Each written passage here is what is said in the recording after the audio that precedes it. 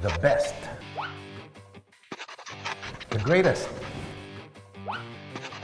the finest.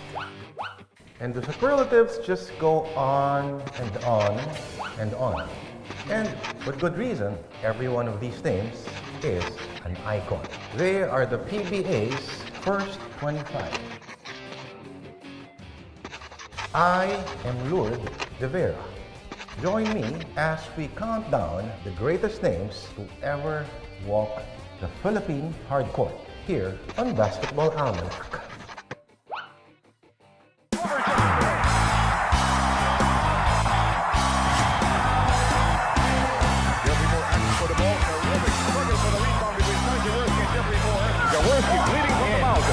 There's a dead ball situation now. They can call for a 30-second injury timeout.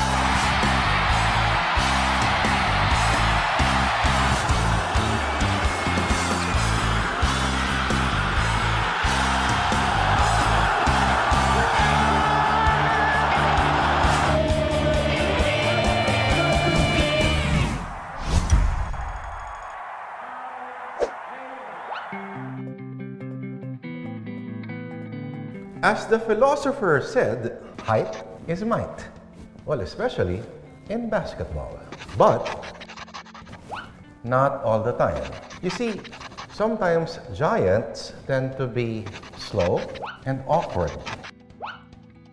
But these big men we're about to show you certainly knew how to dominate the paint.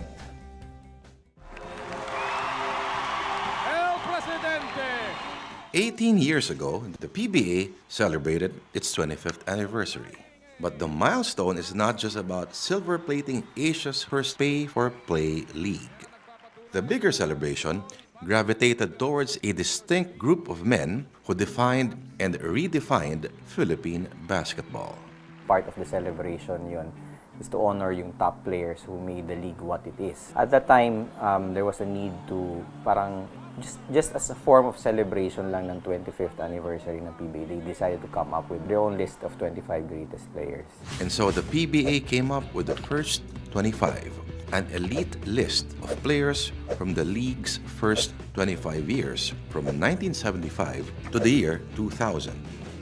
Candidates for the first 25 were screened using the following criteria.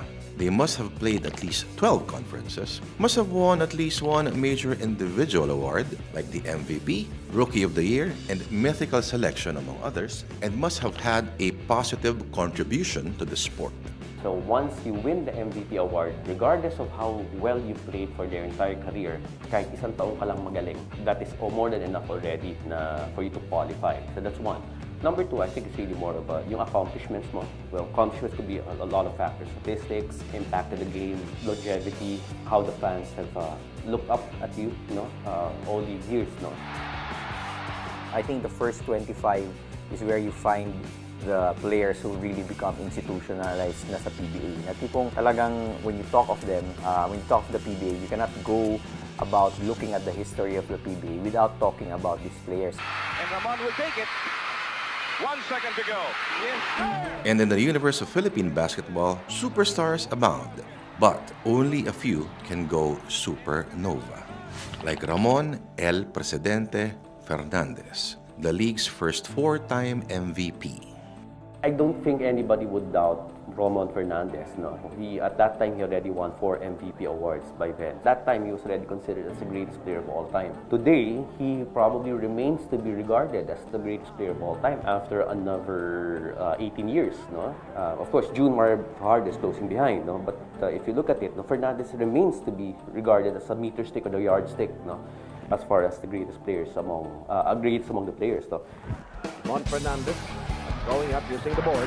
To this day, El Presidente is still the PBA's all-time leading scorer with 18,996 career points. He is also the leader in the rebounding department with 8,652 career boards and number 1 in career blocks with 1,853 rejections. Fernandez ranks second in steals and assists.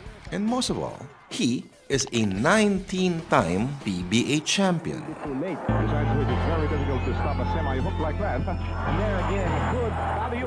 But Mon Fernandez is not a one-man act in the theater of basketball dominance. Lanky but spunky, they definitely won't play second fiddle to Don Ramon, even if the numbers say otherwise. 5 minutes and 14 seconds to go. And again, Fernandez blocks the shot of Abet Gidabit. One of them is Fernandez's Crispa Toyota arch rival, Abet Gidabin, a two-time MVP and winner with the legendary Redmanizers. 33 ticks to go. Abet Gidabin. He became the league's second all-time leading scorer with 15,775 points and number 2 in rebounds with 8,570 boards. Fast breaking the works for the red shirts. Abet Gidabin coming in strongly from the left side. Gidabin and Fernandez, however, formed just two-thirds of the PBA centers of attraction from the late 70s to the mid-90s. One-third of the spotlight belonged to Philip Cesar. The 1980 MVP also became a perennial defensive answer to the offensive riddle that was Don Ramon. Padim Israel picked up the garbage. Cesar banks it in. At one point, he even owned El Presidente after beating him in the league's first one-on-one challenge in 1979. The so-called Tapal King is also a 4-time Defensive Player of the Year and second all-time leader in blocks.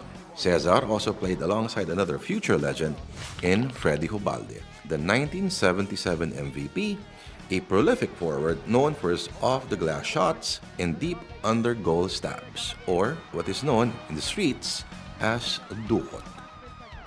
Ready. Ready, Ubalde. Hubalde was a member of the league's mythical 5 selection in 1977. Just like another big man, his name, Manny Paner, who would later join him as one of the greatest centers in the first 25 list. Paras makes the first. The big man storyline for the PBA's first 25 won't be complete without the chapter of Benji Paras. Just imagine a young 6'4" player outplaying Fernandez, Gidabin, and Cesar, who were still in their prime. And the best part, he beat them all to become the league's only Rookie of the Year and MVP in 1989. 10 years later, the Tower of Power would win another MVP plum on top of the All-Star MVP and Comeback Player Awards in 1999. Tony, tough angle to work with, won't go. That captain is there. In that same era, another league legend would emerge. His name, Alvin Patrimonio, who would later become the PBA's second 4-time MVP. The turnaround by Alvin. The captain was one of the league's smartest forwards, outscoring bigger defenders in the post while punishing them from the perimeter with an effective outside shot. No wonder he wrapped up his 16-year career as the PBA's third all-time leading scorer with 15,091 points. Jerry working on the outside. And Alvin with an offensive rebound. But sometimes, basketball isn't just about points. Just ask Patrimonio's front court partner and bosom buddy, Jerry Codinera. The defense minister came close to securing MVP honors in 1993, but eventually lost to Patrimonio. Yet despite falling short of the top prize, Codinera cemented his stature nonetheless as a 9-time member of the PBA defensive team, to go with a Defensive Player of the Year plum in 1994.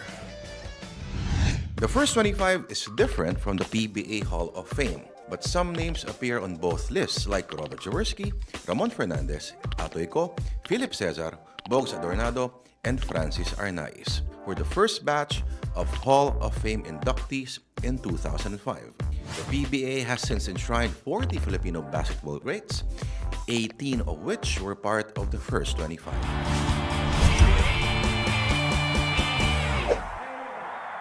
In basketball, we have catchphrases like teamwork, hustle, intensity. But in the end, it all boils down to actually making that shot. It's all about scoring.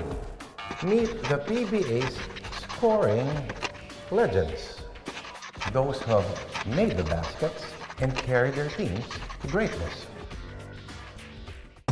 Into the front court, Florencio. In basketball, it's all about points, but points actually go better with moves. And in this department, there's one name that stands out. His name is Danny Florencio, a former national team standout in the 1970s. Was wowed fans with a plethora of moves.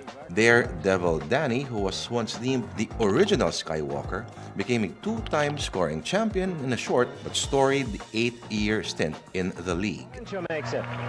Florencio with a very quick release. 14.2. Tonight only. Another sharp-shooting sentinel who etched his name in the record books is Fortunato Atoy Co. The Fortune Cookie was one of the few local players who have mastered the fadeaway shot. Ko was also the first to score 5,000 and 10,000 points in the PBA, cementing his reputation as a 4-time scoring champion and a 9-time mythical first-team member. By the way, he is also the 1979 most valuable player. But aside from Ko, there's another Filipino-Chinese guard who's as deadly from the perimeter. Meet Lim Eng Beng. The Manila-born sniper may not be as flashy as his more popular peers, but he was an equally effective shooter with an explosive first step to the basket. Lim was also noted for his gentlemanly demeanor, which later earned him a Sportsmanship Award in 1980, on top of a mythical 5 citation in 1978. William Boggs Adornado remains a legend in his own right. He walked away with the league's first MVP award in 1975. Not even a serious knee injury in 1976 would later stop him from claiming his second straight MVP trophy, making him the award's first back-to-back winner. He won the league's top individual trophy again in 1981 to become the first 3-time PBA MVP. Out to Ricardo Brown. If you are looking for someone to say a mouthful about Boggs Adornado, then better pick Ricardo Brown. The quick brown fox took the league by storm in 1983, winning that season's Rookie of the Year award. And 2 years later, he would emerge as the PBA's most valuable player in 1985. With his vast ball-handling skills and good court vision, Brown could easily outfox the league's most grizzled defenders by shooting at will or passing to an open teammate.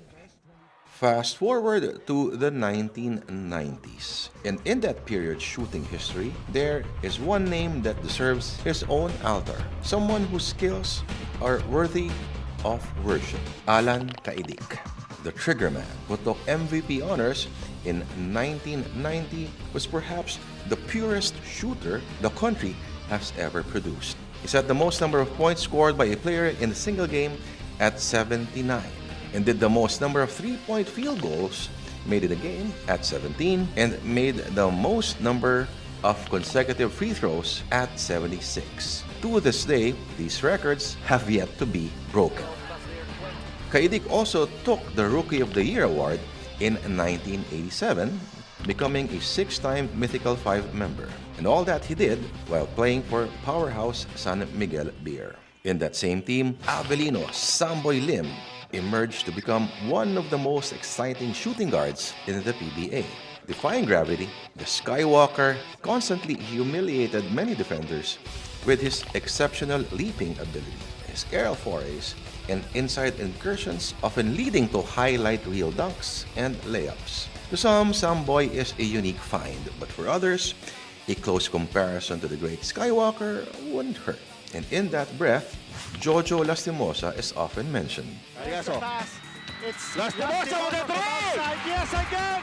Jolas could also leap through the fences, drive to the hole, and pull up jumpers, even in traffic. The 1998 Rookie of the Year started as a Pure Foods heartthrob but became a vital cog to the championship juggernaut that was Alaska in the 90s. Overall, he won 10 PBA titles, 9 from the Milkmen, including a Grand Slam in 1996. In Alaska, Lastimosa teamed up with future PBA stars, including a young Kenneth Duremdes. At 24, Duremdes became the youngest inductee to the league's elite circle.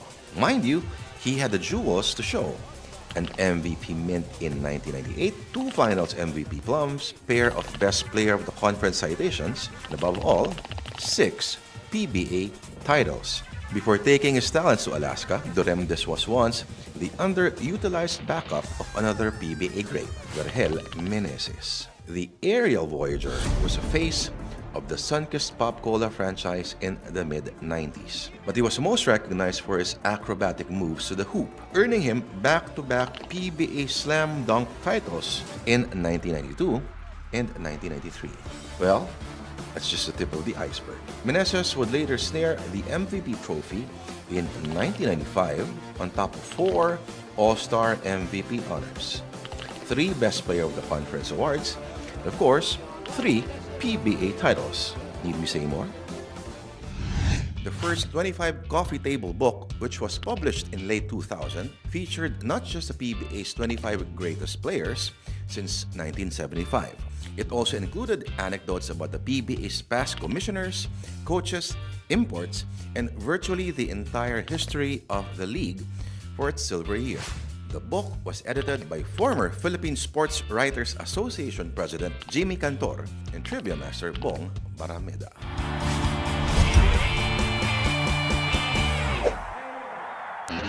Every battlefield needs generals, leaders in charge of executing strategies. In the blink of an eye. In the basketball court, they dictate the tempo of the game. They are fast, smart, and methodical. And they certainly know how to carry a damn ball. These are the PBA's finest court generals. Here is the Big J with a baseline drive. Never say die. That phrase may speak volumes about the fabled Ginebra San Miguel franchise. But its storyline only echoes the career of one man, the living legend, Robert Sonny Jaworski. Gifted with a barrel-chested build and natural basketball instincts, the Big J was an intense power playing guard. Picture this, an MVP award in 1978, 6 Mythical 5 citations, and 13 PBA championships, 9 from the legendary Toyota squad, and 4 from Ginebra as playing coach. Jaworski was also the PBA's all-time leader in assists, with 5,825 career dimes.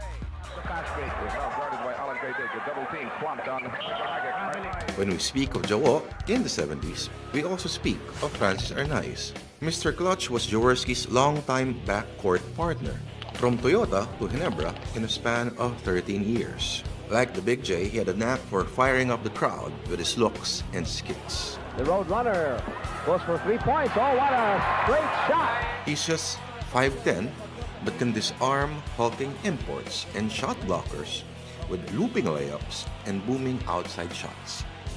The 3-time Mythical 5 member always does that in the clutch. But if you want to see Arnaiz play a less than spectacular game, call Bernard Fabiosa. The Redmanizer's top guard was a lockdown backcourt defender, Here's Mamaril. Bernie Fabiosa. Got it. pestering ball handlers with his quick hands and high basketball IQ to delay or disrupt the opponent's offensive sets. Fernandez just took the ball away to a one situation, but Fabiosa saved the situation. No wonder he's often regarded as the perfect match to the offensive-minded Arnaiz during their famed Crispa Toyota days. He was one of the first players to compile 2,000 career assists and 1,000 career steals. Hence, the moniker, the Sultan of Swipe. Stafford was heckling free. You speak of the 90s backcourt brilliance, and Hector Calma aptly fits in that conversation. The director is a pure point guard, a virtuoso orchestrator who wields excellent timing and precision passing, making him one of the key pieces in San Miguel Beer's Grand Slam performance in 1989. He is also a 3-time Mythical 5 member and once upon a time was a league's assist champion. Calma would later defer San Miguel's playmaking chores to his younger teammates. One of them is Renato Ato Agustin. The Atom Bomb was considered one of the league's early combo guards who can play both the point and shooting guard positions with ease and efficiency. In 1992, he ran away with the MVP award, besting a field that includes future Hall of Famers and PBA legends. Agustin, who's won multiple titles with San Miguel, is also a 3-time Mythical 5 member. Just a year before Agustin entered the league, Ronnie Magsano pitched his relevance to the point guard discussion. The point laureate was Benji Paras's ultimate facilitator, much like John Stockton to Karl Malone. So it's little surprise that he became 2-time assist champion. But Magsano, the great court general that he is, thinks there's actually someone better than him or even his friend Hector Calma. He is referring to Johnny Abarrientos. At 5'7", the little guy redefined point guard play in the PBA. Assisting, defending, and even challenging taller defenders with slashing moves and hang time ability. The Flying A was so good that he led Alaska to 8 titles, including a Grand Slam in 1996, from the side. not to mention getting the attention of NBA scouts from the Charlotte Hornets. In a 17-year stint, Abarrientos surpassed Ramon Fernandez as the league's all-time career leader in steals with 1,358 total swipes. He ranks 4th in career assists with 3,757 total. Aside from being a 6-time Mythical 5 member, 5-time All-Defensive Team member, and 2-time Finals MVP. And in case you forget, the Flying A was the shortest player to ever win an MVP plum in the Philippine Basketball Association. They say that in basketball, you only need these 2 things to succeed: talent and determination. But think about this. Everyone has determination. You may develop certain talents. Most of these basketball players are of the same body type, build, and height. But it takes a special kind of specimen, you may say a different kind of species, to rise above the ordinary, determined, and talented individual to achieve basketball immortality. And the PBA's first 25 is certainly a fundamental source of Filipino basketball pride. My name, this has been Basketball Almanac, and I'm proud to be Filipino.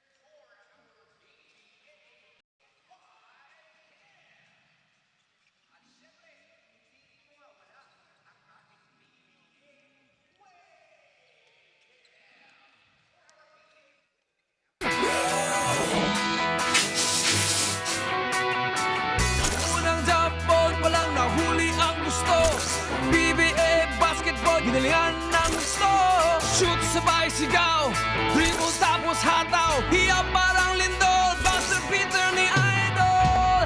Halos di makahinga sa talbog ng bola, ang puso ay nadadala.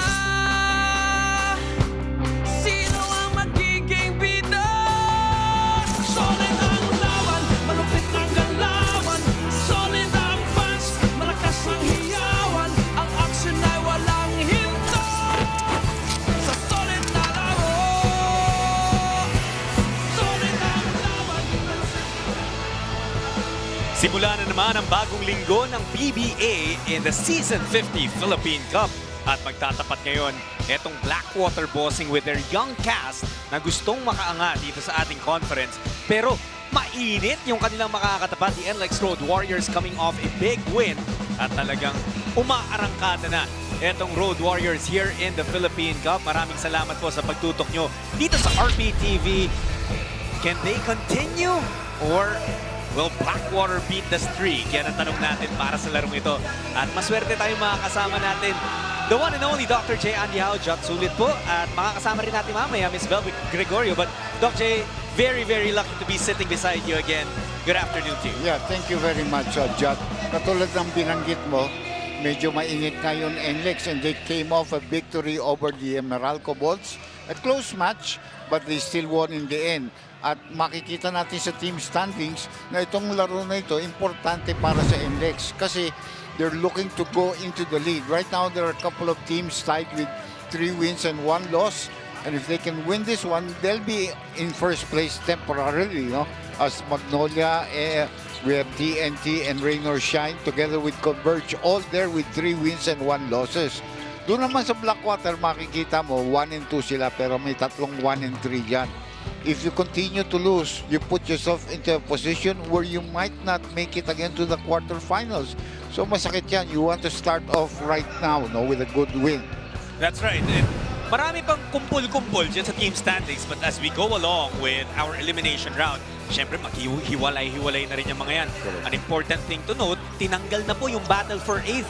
So gusto mo talagang pasukan dun sa top 8. Well, Blackwater, they had a win earlier in this conference pero natalo in their last game against Rain or Shine. Yeah, and they lost very badly. And actually, Rain or Shine was just, you know, it was in control of that game all the way. Blackwater seems to not have been able to put it together despite the fact that they're a rejuvenated squad. They've got enough of a lineup if you look at their team. They have enough big men. They got good point guards.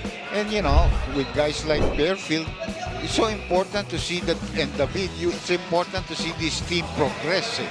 Tama ka, Dok. Tututukan mo talaga yung David, yung Bearfield. Pero ang good news din naman dito sa Blackwater, tumutulong na rin yung iba. They got a lot of help mula dito kay Richard Escoto in their last game. One of the best performances from Escoto in his PBA career. And we know that capable naman itong batang to with performances and big nights like this. The guy that I'm really looking forward to is what's happening to him. He's a number 2 overall pick. Panopio, but where is he? With Richard Escoto, look at his game. 20 points, 70% shooting from the field. Perfect from 3-point territory with 4 rebounds. And we know he can rebound more than that. He may not give you 20 points every night, but he'll give you rebounding and defense. Alam mo, meron talagang talented rookies sa itong Blackwater. Isa na nga yung nabanggit mo si Dalf Panopio. But actually, when Panopio was silent dun sa laro nila against Rain or Shine, yung isa nilang rookie, and Jack Cruz Dumont, who was actually picked in the 3rd round, siya yung nagpakitang games. Yeah, I know this guy from UE. You know, I was watching him over the years. You know, he wasn't even a guy coming off as a top 5 player for UP. He was UE. He was coming off the bench, but he did show ability to shoot. And, you know, being trained in the US, he has an ability, you know, he understands the game a little bit more, is able to fit into it right away. He had a terrific second quarter there because the team was really falling behind, and he came in with 8 or 10 quick points, 19 points for the game. So, a very good performance. Can he continue to work on that, no? Gustong-gusto natin yung mga ganyang kwento, Doc, yung mga late picks, 3rd round, pero nakakapagpakita in the PBA. Ito naman, former high pick, 2nd overall napili itong si Cedric Bearfield in his rookie class. Mataas din yung expectations, lalo na coming from last season kung saan nalimitahan ng injury yung mga laro na he appeared in.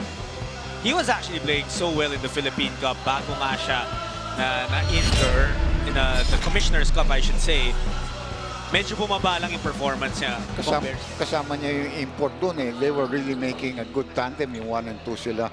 34 points against Meralco, but all of a sudden against Raynor Shine, only 15 points and only 25% shooting, coming off 57% shooting. So it's like night and day in between games. You know, he has to find a mode of consistency in his ball game, no? That's right. Well, Cedric Bearfield, kung makukuha niya yung laro niya, tapos masasabayan siya ni Christian David, and then Escoto and Cruz Dumont will also be able to pick up where they left off against Raynor Shine, magiging malakas itong Blackwater. The question is, tulad ng sinabi ni Doc, is how consistently can they do it? Especially, and we'll hear more about them from Bel Gregorio. We need to start better, yan ang panawagan ni Coach Jeff Carriazo sa Blackwater dahil hindi na daw pwede yung mga nangyari ng mga nakaraang laro na magigising lang sila kapag natatambak na. But if anything, he is happy that now they have the confidence na kayang-kaya naman nila makabalik. Given their slow starts, he will be adjusting his starters this afternoon. We will be seeing younger guys dictate the energy right away for Blackwater. And the reminder tonight for them is to resist the Road Warriors' penetration more, not allow breakdowns in transition, and to be better against NLEX's ball screens. Still no RK Ilagan as he is recovering from a meniscus tear sa kanyang kaliwang tuhod. More updates on him in a while, pero sa ngayon, balik na muna sa inyo. RK is a small man, but he is a big loss to Blackwater, Doc J. Yeah, he's a stabilizer for the team. Great confidence in himself. Also commands the respect of his teammates as well as his opponents. So sayang na sayang yan because I think yan ang naging problema nila eh.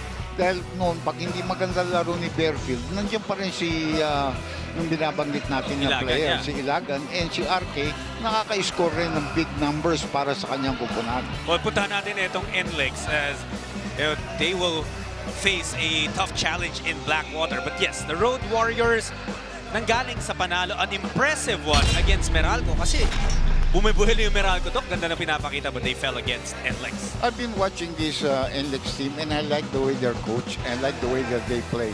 They seem to be very confident and they have a system wherein they trust each other. And there are a lot of players. It's not a lot of good name players, but they are a deep team and they trust each other. Bolik, obviously, kilala natin yan. Pero maraming magaling na player dyan. No? Totoo yan, Doc. Isa na nga itong nagpapakita para sa kanila. JB Bahio really emerged as one of their dependable bigs. Isa rin kasi siguro yan na department na masasabi nating nangangailangan pang NLEX or nangangailangan before Bahio entered, and he has been playing well for them. Yeah, and Bahio is only 6'4", but he knows how to play. He's almost like a Semerad, but he does play. He can shoot from medium range, and at the same time, he's very efficient underneath the basket. Now, what you like about Bahio is he's no frills type of basketball. Sa kanya, laro lang. And he has the command and respect of his teammates now that they understand he can play. Walang masyado talagang sentro dito sa koponan na ito, pero they all play big and they all play hard on the NLEX Road Warriors. That's right. And Bahio, he will have to work well with Robert Bolick because at the end of the day, we know na si Robert Bolick ang heart and soul nitong NLEX Road Warriors. A member of the first mythical team of the PBA and really one of the most talented basketball players we've seen in this generation, Doc. Well, ang ganda ng nangyayari dyan because naging teammate na niya yan sa Sambeda eh. Although he was on the bench type, si Mokon at saka si Bolick ang mga top players at that time. You know, medyo he knows how to play with them and he understands and they respect him also. Kaya maganda talaga ang kanilang, what you call this, camaraderie and synchronization inside the court, no? But something tells me na si Robert Bolick is due for a major offensive explosion. And for NLEX, baka kailanganin nila yun. So far, so good para sa kanila. Like we said, coming off an impressive win over Meralco. Ito naman ang ating mga referees for this game. Mike Flordeliza will be your crew chief. Kasama niya Albert Nubla, Brian Piclaro, and Dave Maligaya. Your 4 referees for this game. The 2 of them just came from Dubai and they're already officiating. Oh, because when I did the game last Sunday, when I went home, umuwi ako, I was still able to catch the San Miguel versus Barangay Ginebra game, no? It lasted until about 1:30. Yeah. Ayun nga, si Corderisa and si were there, no? They were in the venue in Dubai, no? Yung isa pa, Doc, na fresh from Dubai, nagtatrabaho agad. Ayan, si Bel Gregorio. Yeah. Hindi nagpapahinga. Straight to work. Si Fortune. Oo, yung mga kasamahan natin in the production team. What a joy that game was in Dubai. Pero balik tayo dito sa Antipolo. Linares Center will be hosting Blackwater versus NLEX. Time now to meet the starters from both squads. It's the Philippine Cup of your PBA 50. Our first game for today features the Blackwater Bossing versus the NLEX Road Warriors. Let us now meet the starters first for the Blackwater Bossing. Point guard is a third overall pick in this season's draft from Mabini, Batangas, number 9, Del Panopio. Shooting guard from Urdaneta, Pangasinan, number 10, PJ Andrade. Small forward from San Mateo, Rizal, number 14, Troy Malilin. Power forward is the second overall pick in the 48th season draft from City of San Fernando, Pampanga, number 25, Christian David. And at center from Orani, Bataan, number 8, Redwin Quinto. Coaching the Bossing is Jeff Carriazo. It is time to meet the starters for the NLEX Road Warriors. Point guard is a three-time medical team member from Ormoc City Leyte, number 8, Robert Bullock. Shooting guard from Santo Tomas, Pampanga, number 77, Cyrus Torres. The small forward is playing in his second season from Macabebe, Pampanga, number 16, Jonel Policarpio. Power forward from Santa Rita, Pampanga, number 33, Tony Semeran. And at center, also playing in his second season from Lapu-Lapu City, number 18, J.B. Bahio. Coaching the Road Warriors is Joe Louis Chico.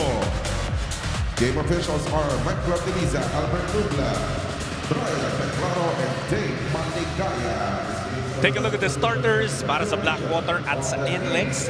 Del Panopio, will he be able to bounce back? Matindi yung katapat niya dyan sa point guard position dahil veteranong Robert Bolick ang kanyang matapat.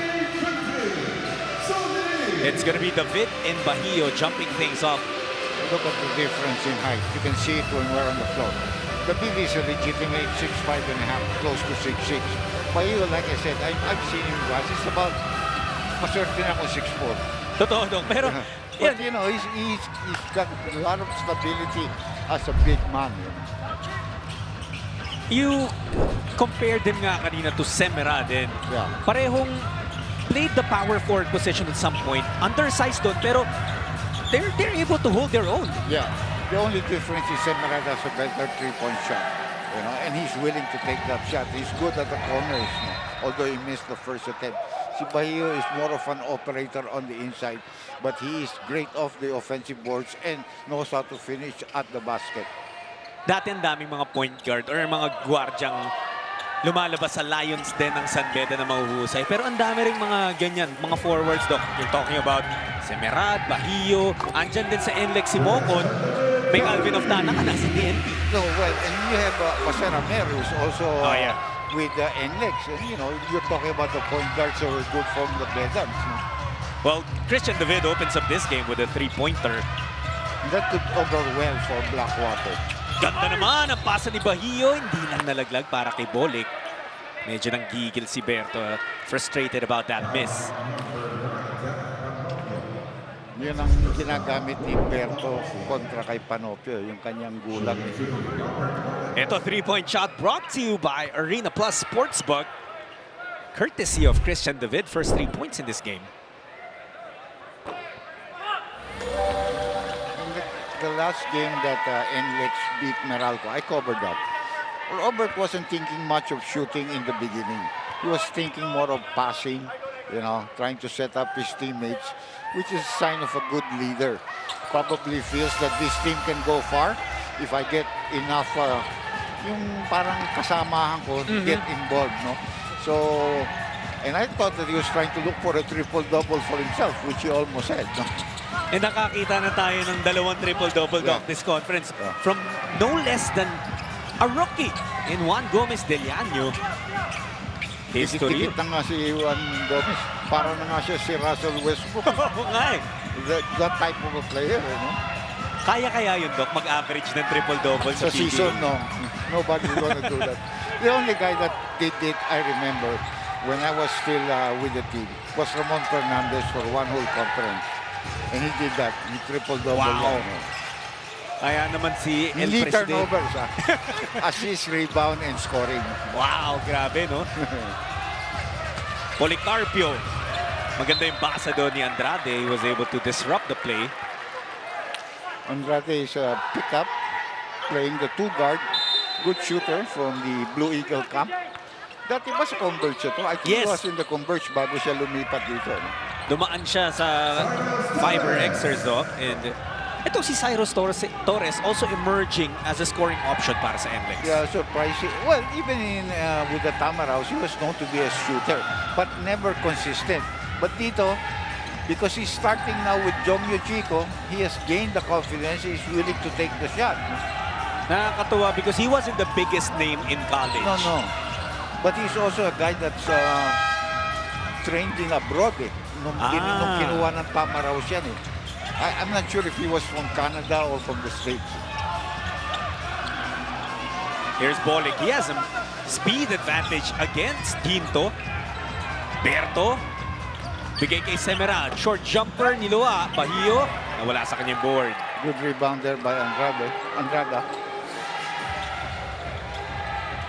David against Semerad. No offensive foul using the left hand to ward off. That's what Semerad does to you, Doc. Yeah.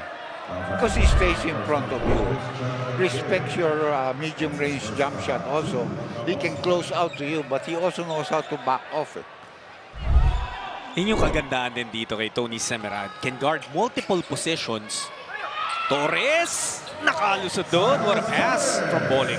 Mahina yung dalawang guardia dito sa likod ng Blackwater ngayon. Their defense is so poor. I mean, very simple layups ang ginagawa ni Torres at saka ni Bolick against their two guards in the beginning of this game. No? Gotta be tougher than that. You want to win ball games. And you're still waiting for the impact nito ni Dal Panopio. Missing on that three. Malilit. Labas kay Panopio. Aatake naman ngayon. Yeah, Floater down the lane. Malilin mo sa pick-up from the San Miguel team, of course. No? Wala siya talagang lugar na para maglaro dun. But certainly getting a lot of playing time here with the Blackwater Bossing. And you can see the confidence. This guy was a former MVP ng juniors with the LaSalle Juniors na nag-champion pa nga ito. Yeah. I remember him because I was the commissioner at the time, but champion sila after I left. No? Tsaka isa siya talaga, Doc, di ba, from that high school class, yung pinakamalalakas na... Magaling. Si Kagulangan yung isa. Yes, that's Nandun true. sa nagpunta sa UP yun. And you can see, he's not even playing in the PBA. He's playing with the Asian team. Oo, tama. Kagulangan was the other guy na magkasama sila. Were they parang the 1 and 2 top recruits from that class? Yeah, not exactly. Malilim man, nauna pa yan kay Kagulangan. Okay. Nauna pa kay Kagulangan yan But by that time, nakaalis na yata si Malilim. Kagulangan was the big player. Bahio, second chance opportunity para sa NLEX. 8-6 na mga Road Warriors. Here's Malilin. Ginto naghahanap ng kakampi. Panopio tumanggap. Wants to take on Torres. Sabay pasa kay David. Libre na nung una. Napa-step back and that's a miss. It will go back to the Road Warriors.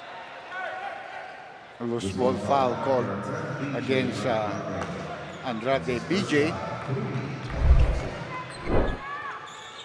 Ito, Doc, nagkakaroon na rin ng mid-range jumper si Bahio and he's gonna get scary. His mid-range is not bad, especially free throw line extended that area. Pero palagay mo, Doc, gano'n ka necessary na ma-develop niya rin yung tres? Kakailanganin niya ba? In the PBA, not exactly. Especially since he doesn't really play on the outside. It's more like you say, a 4. You don't extend him to be a 3 anyway, no? There are enough 3s in that team, so you'll never play that position. He's like a 4 and probably a 5 pa nga O minsan tumatawid pa. Malilin, aggressive yung atake kay Policarpio. Nakapingwit ng foul. 2 free throws yan para kay Troy. Ito yung galaw ni Torres. Sinimplehan lang doon. Piso-piso para kay Cyrus Torres.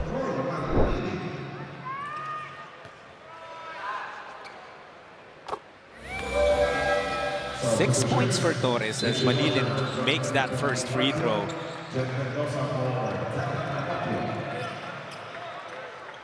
It's a quick substitution. Panopio out. Jed Mendoza is the one who's checked in. The recruit, like a free agent coming from the Magnolia Hotshots, who couldn't find any space for him anymore. Parang in and out siya dun sa active roster dun, Doc, eh. Yeah. Oh, nice move. Wow. Richie Rogers did not see action for NLEX against Meralco, but he's been given playing time here. Gotta stay ready. Ang big question mark ngayon para sa Blackwater is Cedric Bearfield gonna see action in this game? I'm really surprised, you know, because you know he's the best player there. But he's not even starting. Yeah.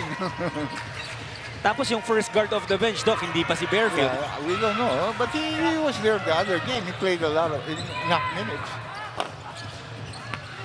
That was Roger with a miss. David kumuha ng rebound. May kibalita tayo mamaya kung anong sitwasyon para kay Bearfield. Torres doing it on both sides. Cyrus, 2 free throws yan.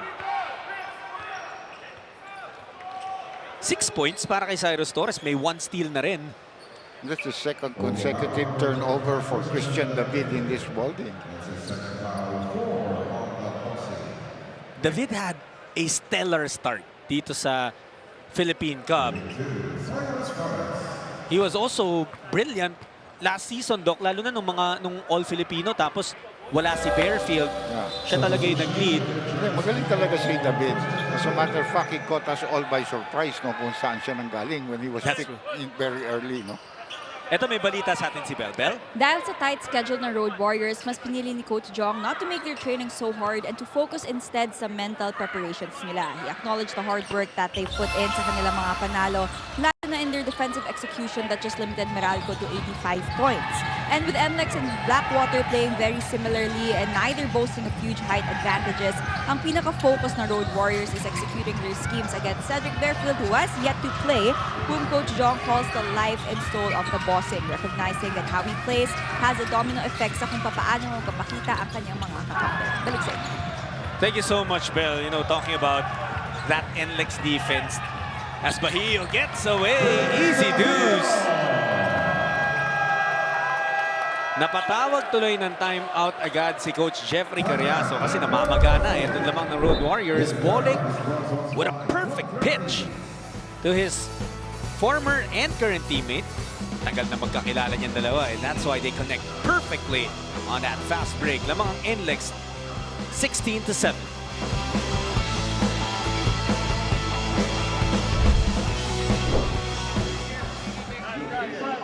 Why are we so slow?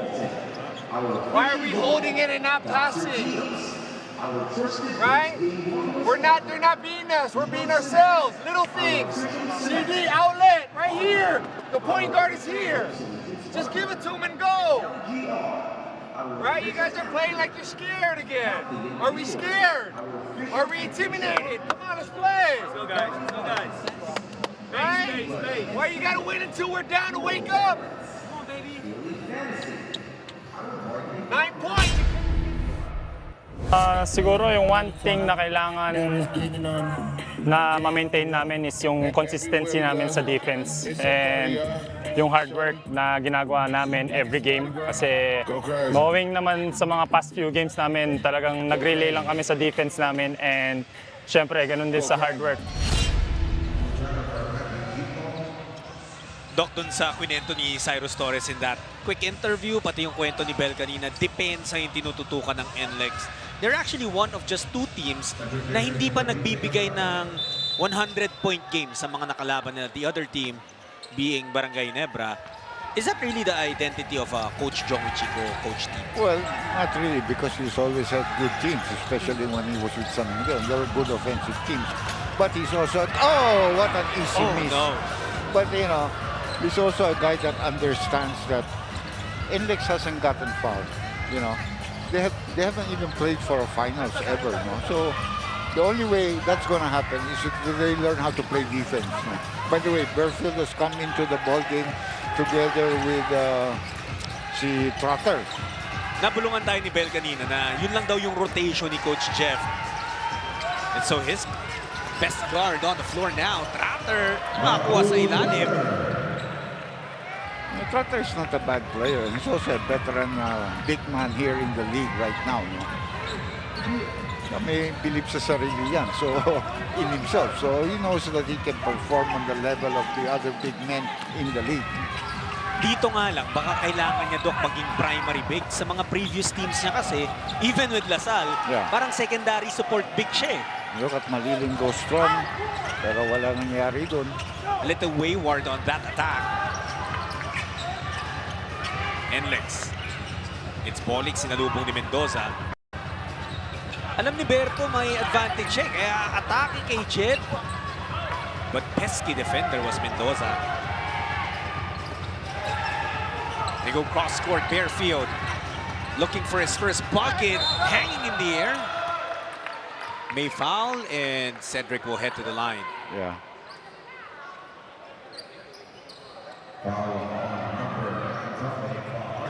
Maangal pa nga yung NLEX coaching staff doon na medyo humawi yan eh. If you notice, he put that left hand out there. No, sinalubong siya ng defender. Pero sabay rin dumating yung mabigat na kamay ng dumidepensa sa kanya. Meron bumaba rin kasi yung kamay ni Fajardo eh. Kung nag-vertical lang si Fajardo, meron talagang case si Coach Joe. About 4 minutes left in the first quarter. Lamang pa rin ng NLEX, but nung pumasok si Bearfield at si Trotter, you could feel na medyo tumaas yung kumpiyansa. As we now bring you your Pilipinas Live poll question, who will have more minutes on the court? A. Jack Cruz Dumont or B. Robbie Herndon? Download and register for the Pilipinas Live app. Magaling gumagawa niya. Dahil pareho hindi pa naglalaro itong dalawang binanggit nilang player. No? Baka magtabla na siya ng toke minuto.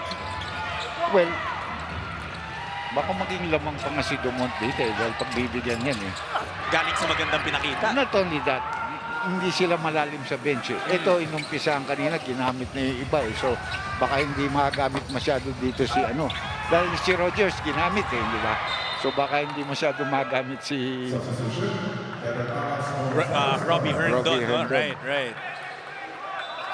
Alas, by the way, has been having a good season again. You know, he enjoys his coming off the bench.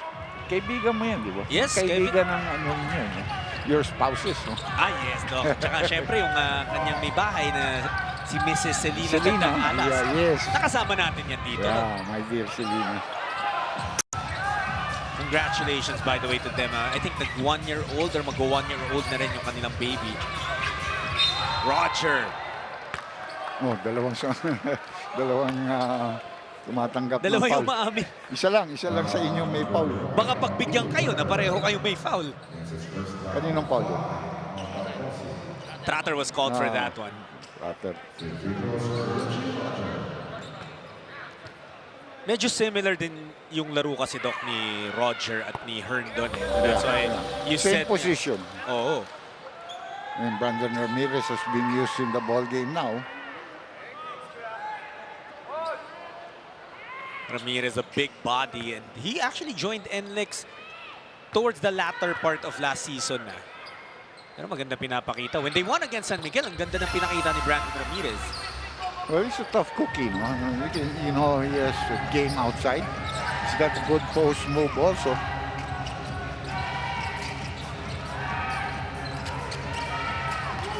Ito si Trotter. Off the glass. Sabi mo nga, veterano na rin itong si Abu. If he doesn't get into foul trouble, you know, I would certainly think of using him as a starter. I don't want to fall behind by a big margin and then try to come in with these guys and try to recover for the game. nice give and go. Nice two-man game. Bearfield gustong bumawi agad. Basta with the 3. So easy shot. He was challenged by the defender. Got 4 in the ball game now. Nice steal, pero hindi na kompleto. Parang maganda yung flow ng opensa nitong NLEX, Doc, no? Yeah, they are. I've been watching them. I like the way they're moving. It also seems like yung bola hindi na masyado nagtatagal sa kamay ng mga gwardiya nila. And they're given the green light to shoot 3-point shots if they're open. Anybody. Alas, napaghulong yun. The drunken master with a classic move. May laro kasing outside sila at saka may larong penetration rin sila. So, good type of team. They can switch it up. Yan ang kagandaan dito sa lineup ng NLEX ngayon. Morel? Swerte siya, nakakatawagan ng foul. Kundi, traveling na siya. Tama, Dok. Nowhere to go. Pero nabangga talaga. Yeah. And so when we return from this timeout, si Dave Morel titira ng free throws. Still NLEX up, but there's a fight back from Blackwater now. We'll be back.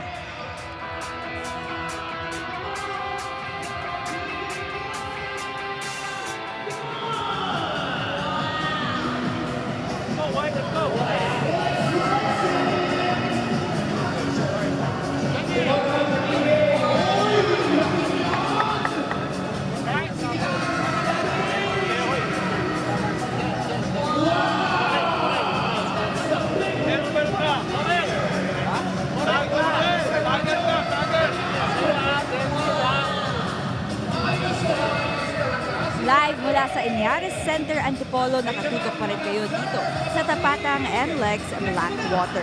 Hindi man maganda ang pinakita ni Cedric Bearfield kontra Rainer Shine, ang 5 of 20 from the field at -26 pa, Coach Jeff still commended him for being mentally solid. Dahil napansin daw ni Coach Jeff na whether they were down big or they were finally catching up, pareho lang ang naging demeanor ni Bearfield. He still managed to keep his composure and focus. Subalit ang paalala ni Coach Jeff, Cedric needs to get his timing better, and part of the growth that he needs to undergo is knowing who to go to and when to go to. Back to you, gentlemen. Thank you so much. Well, kakailanganin talaga ng Blackwater ito si Cedric Bearfield to come up big. Sabi mo nga, Doc, hindi ka pwedeng magpaiwan sa standings kahit maaga pa sa tournament. Yeah, because before you realize it, pagtalo ka ng talo, ang hirap na manalo. And you know, as you go deeper, nagiging mas malakas ang mga teams. Because now the pressure is on, especially yung mga teams na sigit. Pag natatalo, katulad ng Ginebra, you have to play them later on. Hindi ka mananalo dyan. So that's gonna be a foul there. So I'll be 3-point attempt yata ito, no? Nirespeto ni Fajardo yung tira ni Escoto, pero hindi na-control yung kanyang pag-close out. Slowly but surely, Doc, bumabalik itong Blackwater. Because they put the right players on the floor. You know, Trotter has come in, you know, more of a veteran. Scott has really been more consistent. Of course, Bearfield is a player. So they're getting the right people on the floor right now. Remember, they started with Andrada and Panopio, who both didn't give them anything. No? Yeah, and biglang nung pagpasok ni Bearfield, etong si Escoto and Abu Trotter. Yeah, medyo nagkaroon na sila ng scoring with better defense. No? Remember, in the beginning, the two guards ng Blackwater, hindi nakakapuntos. Habang yung pinapantay nila, puntos ng puntos. Oh, totoo. Si Cyrus Torres, nakawalo agad. At saka si Polit. Ayan ang mahirap bantayan talaga. If you let him go and dribble to his right, you're gonna have a hard time stopping him. Si Kevin Alas. Yeah, you have to stop him from going to his right. And he's the personification of relentlessness because ang dami ng pinagdaanan nito sa karir niya. Tatlong ACL yan. Dalawa nga lang ang ACL ng katawan ng tao pero 3 beses na siyang matinding injury. Saka meron siyang lugar yata. Hindi ko alam po. Ito yung lugar ngayon na parati siya na ACL. That's true, Doc. We'll look that up. Pero totoo, imagine, 3 beses nangyari sa isang court. But he's back. Yeah. At ang hirap, Doc, bumalik dun sa laro niya, the way he plays, na mabalik mo yun after those injuries. Yep. But he's able to do it. And you have to give him credit for that. Barefield. Gustong atrasan si Nieto. Di double team. They move it. Mendoza, Morel, open. 3 on the way. That's good. Maganda nangyayari sa kanila. They have the right players on the floor right now. Bokod. Nahanap. The cutting alas. Dahan-dahan nananakit itong si Kevin with his ability to just move and put the ball through the hoop. Well, the guy that's defending him, and since he came here from the weak side in this particular play, you have to pay attention to him because you know he's a scorer. And he's always looking to get scoring opportunities for himself. Already has 6 points and make that 7 in the ball game right now. And also, Doc, ilang minuto pa lang yan naglalaro. He's been on the floor for 3 minutes. Tapos 7 puntos agad. Nice movement of the ball. Oh, traveling. Sayang yun because he just made a 3-point shot from that very same spot. And he was open. You know, why didn't he release it? Nagulat nga tayong lahat that he did not release that 3. Doc, just to confirm, tama ka, dito nga nangyari yung ACL injury ni Kevin. He's here. He's making his move again. Napas kay Ramirez. 3 para kay Brandon, masyado malakas. Bokod. Jumper no. And Mendoza. No! Had a chance. Yeah. Pero hindi pumasok. At dyan matatapos ang ating first quarter. NLEX still controlling this game so far. 27-21. We got a ball game in our hands coming from the Inari Center in Antipolo. We'll be back with the second period.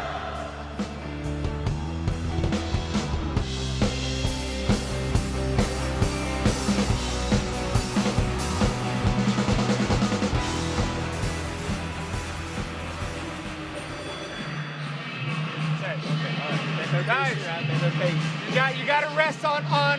Well, first of all, you can't rest, but you're not resting on defense because they're always ready to go. Okay, all right. So understand that. Okay, all right. Let's try that zoom play. Set, same side. Okay, same side. Swing, right. The NLEX Road Warriors, back-to-back wins ang kanilang nakuha. Napag-usapan na natin, Doc, yung panalo nila over Meralco. Pero bago actually yung game over Meralco, they did win against Phoenix too. At yan yung mga numero na maganda pinapakita nila. Perimeter points, points off turnovers. Depensa talaga eh. I mean, yun yung paulit-ulit nilang sinasabi pag kinakausap natin yung NLEX about their performance and the numbers support that their attack starts from the defensive end. Well, you know, if you're as a team, if you talk at the start of the year, we're going to go through this tournament averaging only allowing other teams to score 80, 85 points on us, we're going to win a lot of ball games. And also for NLEX, okay, coming from back-to-back wins. Pero paano rin nagsimula talaga yung buong season 50 nila? They took down the defending cup in San Miguel. Ginulat yung buong liga. Taas agad ng kumpiyansa doon. But you know, for me, look, up to now, I've been watching Junmar Fargo. He's not yet in his 100%. He's very obvious. You know, you can see him sometimes hopping and popping. If you're going to beat teams like San Miguel, Ginebra, TNT, better play them in the beginning. Because as they go along, it's going to be difficult to play to beat them. By the way, Dumont has already come into the ball game. So dun sa ating poll kanina, lalamang ng bahagya, ito si Jack Cruz Dumont. Nauna na siya eh. I think Blackwater is still looking for some contributions mula kay Christian David. Bokod, hindi nakuha yung hook. Pero mukhang makukuha ulit yung bola. It's going to be a hell ball situation. You have to be tough here in this league. And I like what Ginto did there kasi inadvertently, hindi sadya, parang naipit o nadaganan niya yung braso ni Mokon. So nung pumito na yung referee, ang unang ginawa, nag-apologize kay JV. Yeah. May palitan ulit ng tao. Si Samar coming into the ball game. He played very well for them in their last game, no? Samar actually got them back into the ball game kalaban sa rain or shine. Mabigat din yung role dito ni Paul C kasi siya na yung kapitan. Alas stays on the floor. Fake handoff. Kevin! Nakalusot na naman. Don't spin back to his right. Finish with his right hand. That's exactly what he did. But Samar is a pretty good player. Na-injure lang ito, sayang eh. Kasi paganda na yung laro niya sa Northport eh. Coming off a San Miguel team also where he had to move on. No? Although nanalo yan, Doc, diba, sa SFB. Ramirez. Handoff kay Alas. Kevin, that's his first miss of the game. Pero andon si Brandon missing again. Fairfield digging the break. Going to Cruz Dumont. David. Still nothing for him. Zamar left open from the corner. That's a three. Samar, when he was in UA, was the only good player there. The only guy who could score. And, you know, he's a natural two-guard eh. Pero dito sa PBA, natututunan rin siya maglaro na uno. Lalo na, he's not medyo maliit siya. Under 6 feet lang siguro to si Paulsy. But very talented though. Yeah. Ayan, kumuha ng rebound. He's a tough player. He doesn't complain too much. Just plays. Kung binibigyan siyang playing time, okay. Kung hindi, okay lang. He's a great teammate, in other words. Yeah. Tsaka, malaki man o maliit yung role niya, he just fulfills it. Ito, nabigyan ng pagkakataon and he hits a three-point shot brought to you by Arena Plus Sportsbook. So ito, kasama na niya si Andrade and they took out Fairfield. So magpo-point dito si Samar, Boise. Si Paul Samar. Boise ang tatay niya. Oh, yung nagbigay naman ng ng basketball jeans sa kanya. David. Christian David has been very silent. And he gets blocked. Pero hindi na kumpleto ng NLEX yung stop. They leave Blackwater with 4.1 on the clock. Ang nakita ko doon, you can see that everybody is clamping down on him. But, you know, you should learn how to pass. That's a good shot because even aabutin ka na ng shot clock eh. So against the clock, yung tira na yun, hindi pumasok. Yeah, but you had an attempt. Better than just losing it to the 24-second shot clock violation. If you remember, si Christian David, Doc, yung una nakashoot sa buong laro, di ba? With a three-pointer. Tapos wala na. Wala na. Nieto. How many times, Doc, have we seen that post play, made the dive sa gitna, easy 2 points for NLEX? Coming from the weak side. Dumont. Layo. That's a kind of shot that he'll get, though, so kailangan niya maipasok yung mga ganun. NLEX on the run. Mocon gets away. Finishes with the left. Andrade is not showing any kind of defense there. I mean, the guy just went by him. That's why Coach Jeffrey Carriazo unhappy right now. Nalusutan yung depensa. Yung buong depensa ng Blackwater. Kaya lamang na naman ang NLEX ng Sham. 33-24. Timeout Blackwater.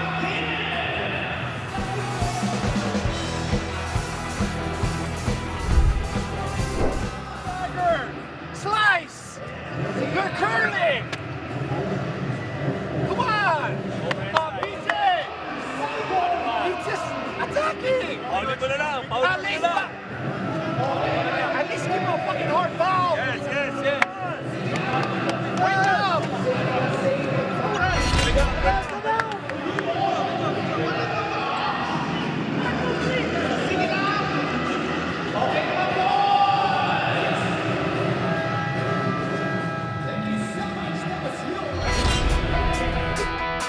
Hello sa mga taga Cagayan de Oro.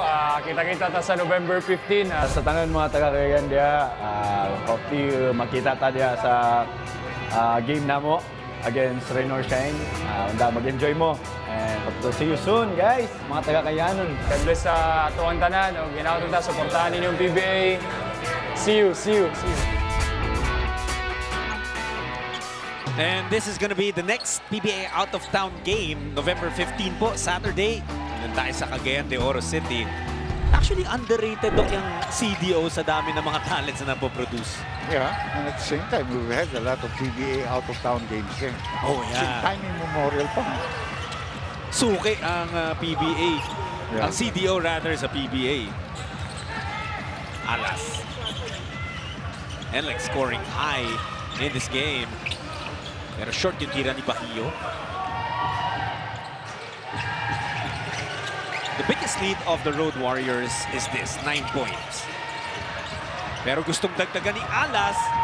Sees a lane. Kevin will not finish. Naghahanap ng foul, no whistle. Tatlong turnover na si David sa mga passing errors. Not looking his best right now. Semerad ng gulo. It will stay with Blackwater.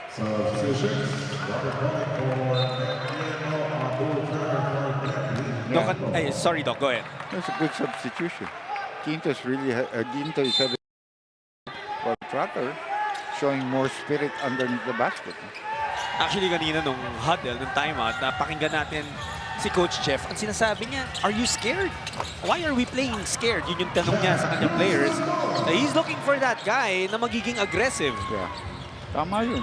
Because Jeff was that type of a player, aggressive, at never scared of anybody. Absolutely. Kung makikita niyo yung mga clips, yung mga pinagdaanan ni The Jet in his legendary career, eh, hindi ka mag-argue na deserve niya maging part of the 50 greatest players of the PBA. Yeah. Mocon underneath with a putback. Balik sa Shaman naman ng NLEX. JV Mocon with 4 points. The rookie, humihingi ng screen. Cruz Demont, inahabol ni Bolik. Goes to David. CD, nawala yung bola. Another turnover for David. 4 already in this ball game. 3 passing turnovers and 1 on his own. And the reason for that is the defense netong si Semerad. Bahio against a smaller Zamar. Paul Z with a strip. Trotter looking to go. Andrade open from the corner pero hindi pumasok. Hirap na hirap si David sa katawan ni Semerad. Mas maliit sa kanya si Semerad pero alam na alam siyang posisyonan. Tsaka hindi lang sa scoring, Doc, no? Pati dun sa rebounding. Yeah, ginagay yung katawan niya sa make sure that he has no chance of getting an offensive ball. You can also tell napapagod na ito si Christian David with the physicality of Semerad. Bolik, step back. No good. Summer with the board. Blackwater very silent here in the second quarter. 5 points pa lang ang nasuscore ng Bossing in 6 minutes of action.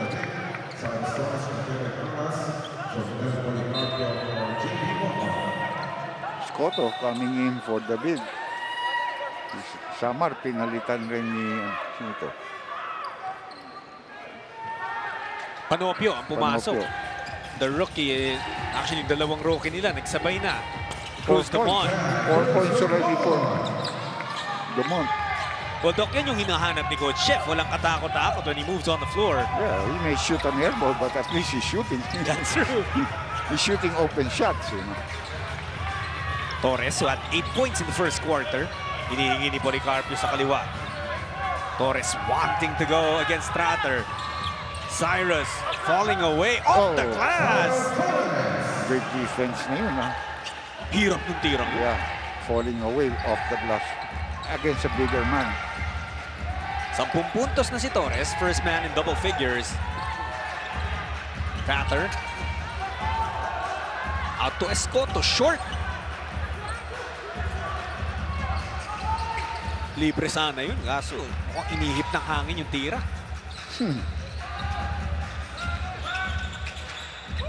Policarpio naman, susubok sa labas. Bagsak si Semerad, no whistle.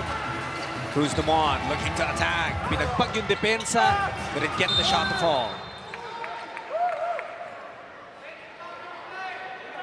37-28. Still a 9-point leader for NLEX.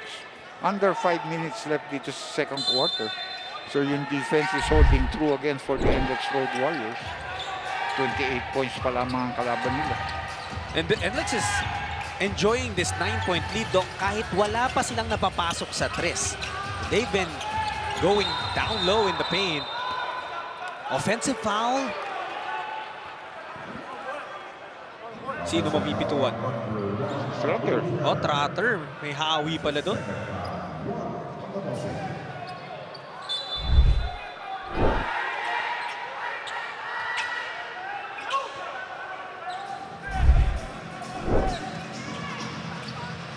4:40 left in the first half. Again, maraming salamat sa pagtutok niyo sa RPTV. Blackwater nakaagaw. Can they convert? Panopio. The three not falling for Dalf. Stuck with 3 points. Itong rookie ng Blackwater. He actually had a very good debut.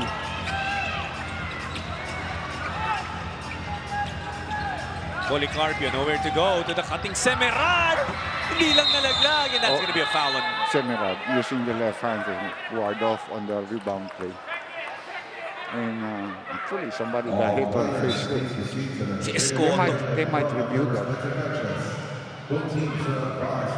Pero gano'n na naman, Doc, yung nangyari for NLEX. And they understand na every time may nasa poste, may sisilip sa ilalim kung pwedeng mag-cut or mag-dive.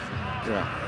You like teams that have that kind of play, so always cutting from the weak side, trying to get that opportunity. Here, he got hit on the face. Tama kayong kaliwang kamay. Parang nakapitan sa muka. Here you'll see it again.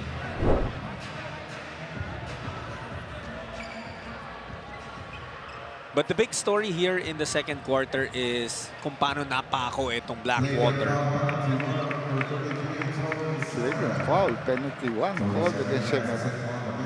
So this is a good opening for NLEX. Dalawang free throw, for Blackwater rather. Dalawang free throw kay Escoto plus ball possession. Yeah. Escoto just missed a three-point shot. No, but who's taking? No, not you. The foul wasn't committed against you. It was committed against Escoto. So the referee is telling him to get out of there.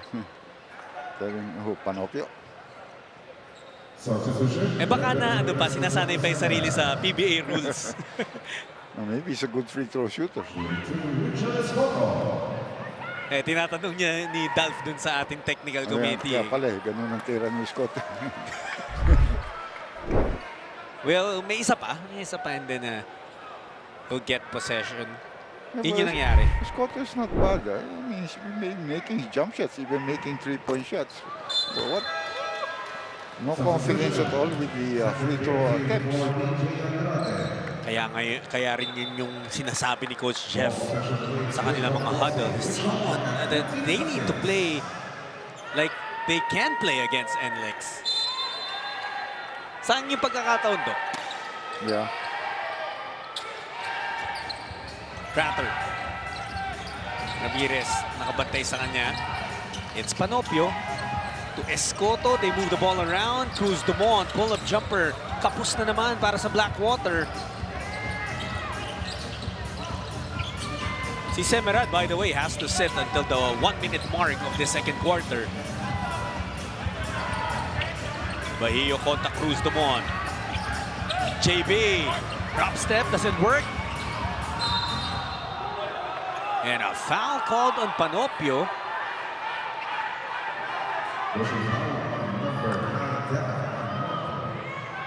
Well, they're not in the penalty, so it's okay. Sinasabi ni Panopio na paano daw siya naging foul, eh pareho sila naghahabol ng bola. What are your thoughts, Doc, sa ganung sitwasyon? Nauna yung white shirt dun. So when he ran, see, nauna yun. Kitang-kita nga dun sa replay. Nauna siya sa bola. He already touched the ball nung dumating. Bolick versus Bearfield. That's a good matchup. Bahio, baseline J, bucket. 6 na para kay Bahio. Biggest lead of the ball game, 11 points. First time na mayroon lumamang ng double digits in this game. The only lead that Blackwater has had is yung 3-0. Bearfield hitting the three.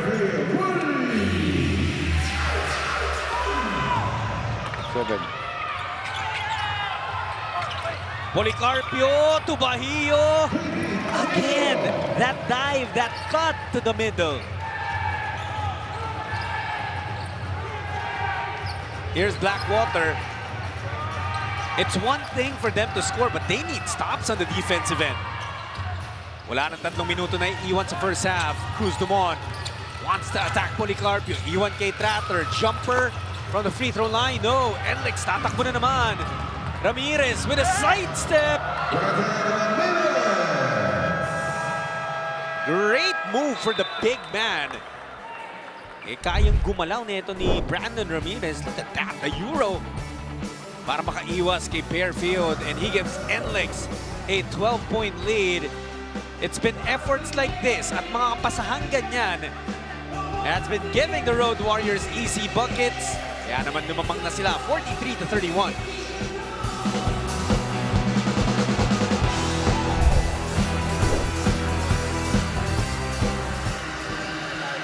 Hey, gotta move, everybody gotta move.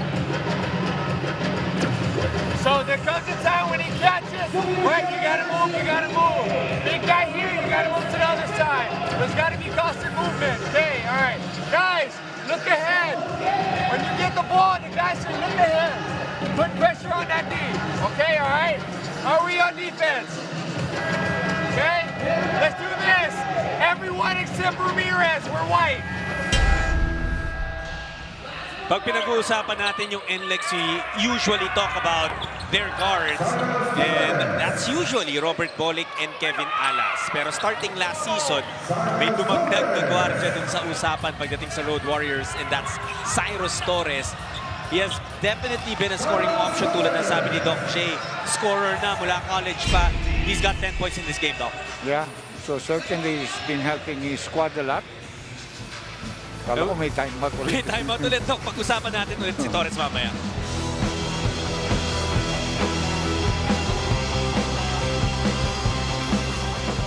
Don't step up. Lock, lock, lock. Hands up lang, wall. Lock tayo sa ball screen. Kapag isolate, ilusunin mo lang konti. Pag-drive mo, walang foul. Hits, be there, hits.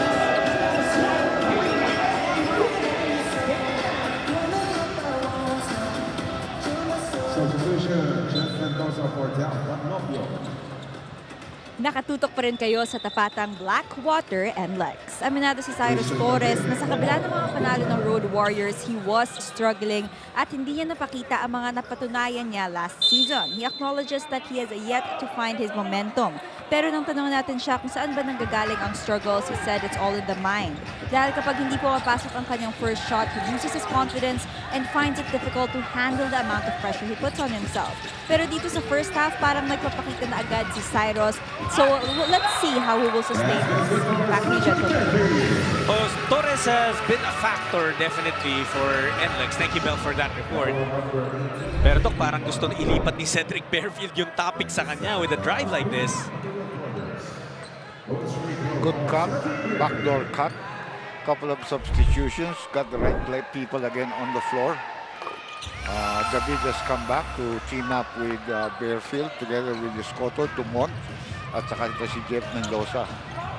What do you want to see more, Doc, mula sa Blackwater para makahabol sila? Their defense on the weak side, you know, they're not allowing a lot of cutting, you know, and easy layups for the opponent, and they're not boxing out after the attempt like that. Again, the cut, oh. Your eyes. In other words, you have no idea where the guy you're defending is. The problem for them is mahigit 10 beses na yata nangyayari in this game. They can score, but the point is they haven't stopped the other team from scoring also. Look at that. And now you can string two defensive stops and you can make shots like that. You'll be back in the ball game quick. Alam mo yung bilang, Doc, dahil dyan sa mga ganong play na pinag-usapan natin, yung points in the paint, 26-8 in favor of NLEX. Torres. Well, that's a good stop this time because they took an outside shot. They didn't go into the post and pass out. David sa ilalim. No, you gotta move that ball. That's it. It's the only way. Well, that's a bad shot. He's taken already 5 shots. He's made 5 or 6 shots, but he's made 2 only. Ito, pumupost na naman. Expect someone to cut. They reset. Bolick sa labas. Magbibigay ng screen si Bahio. They force the switch. And Bolick, that was all he needed.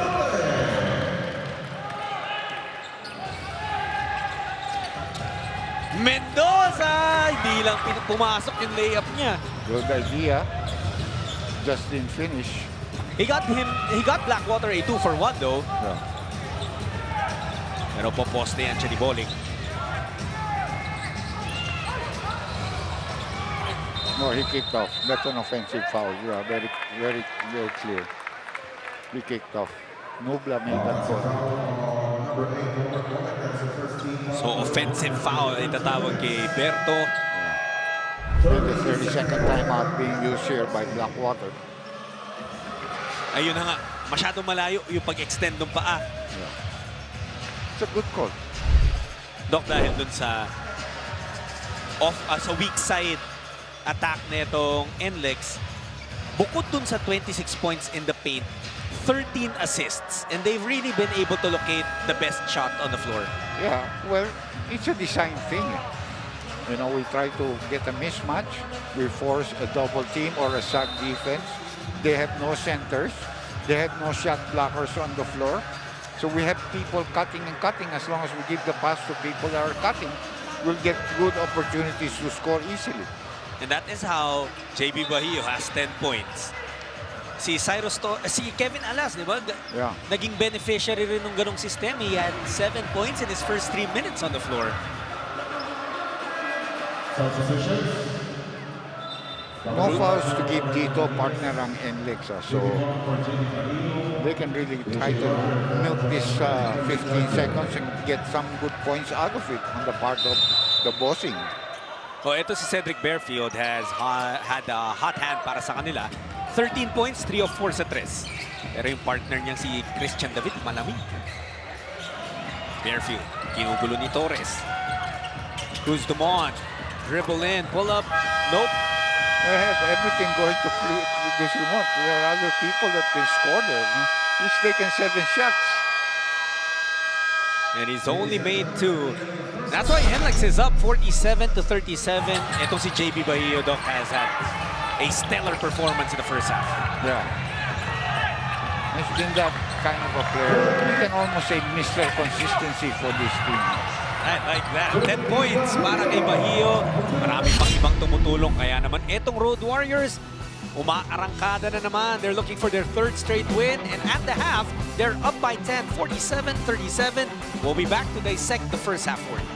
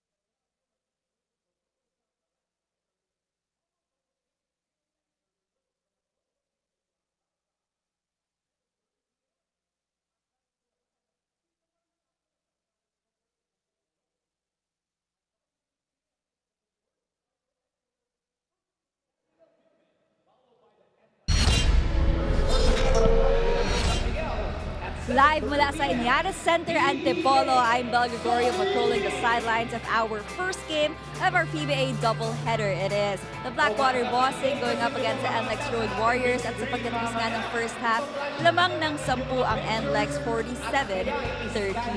And at this point, tignan natin kung ano ba ang mga nangyari last week. Sino ba ang kinilalang press corps player of the week? Well, this is a hint. He is coming from the Converge Fiber Xers. Kilala niyo na ba siya? Panoorin natin to. From Mandaluyong City, number 1, Juan Gomez del Llano. The swing goes to Juan GDL. A 4 on the way. And quickly, he announces that he's here. Throws it back to Juan for another 4. That's good! A chance for 5. Juan will attack. Hook it over to Baldi. Assist. Chalk it up again. Ito si Gomez del Llano. Floater down the lane. That's good. To Arana, who finishes it, and Juan is just having fun. Again, Joy sila. And they're looking good. Look at Juan Gomez del Llano. Correct. Back knees kagad. Paano mag-gel yung backcourt with Gomez del Llano and Alex Stockton? Well, Exhibit A.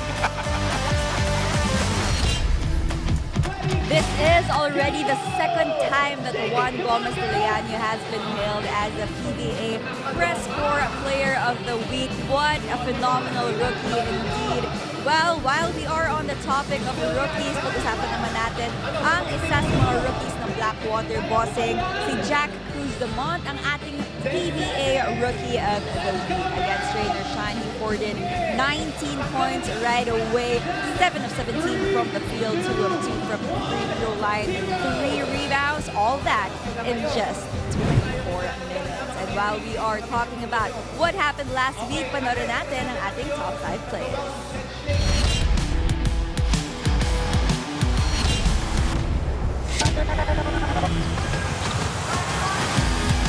Manganti receives it. 2 to shoot. Manganti! Got that three to fall in. Hindi na kailangan i-review yan. Pasok na pasok. Money on the 3 for Manganti. Fernando keeps it on that side. A third serving para sa NLEX. That is already frustrating. Let's see if NLEX can find ways to score. And yes, they got the ball in the hands of Kevin Alas. Result, add another 2 points for the Road Warriors to end the first 3 quarters of play with NLEX leading 70. Manganti putting on the moves. Nakaagaw na naman ang Converge. To Arana, who finishes it, and Juan is just having fun. Again, Joy sila. Done. And they're looking good. Look at this.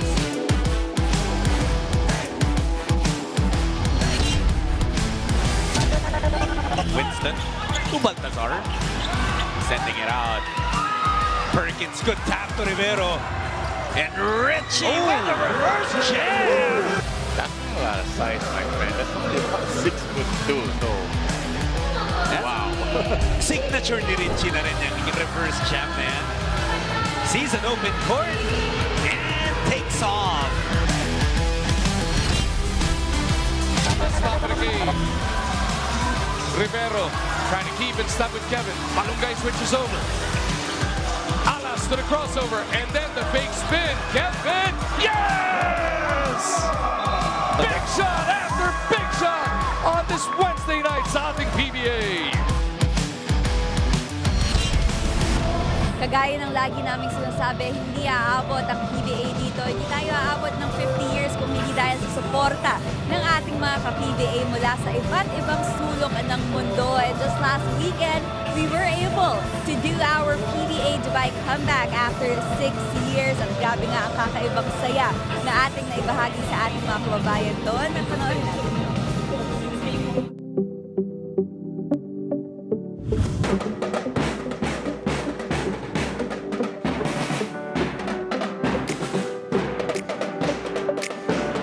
Ang lahat ng mga nakatapak sa PBA ay nagsimula lang sa isang pangarap. Ako si Bel Gregorio at samahan niyo ako ngayon dito sa Far Eastern Private School in Sharjah, the cultural capital of the Arab world, para magbigay ng saya sa mga kababayan natin dito na punong-puno rin ng mga pangarap.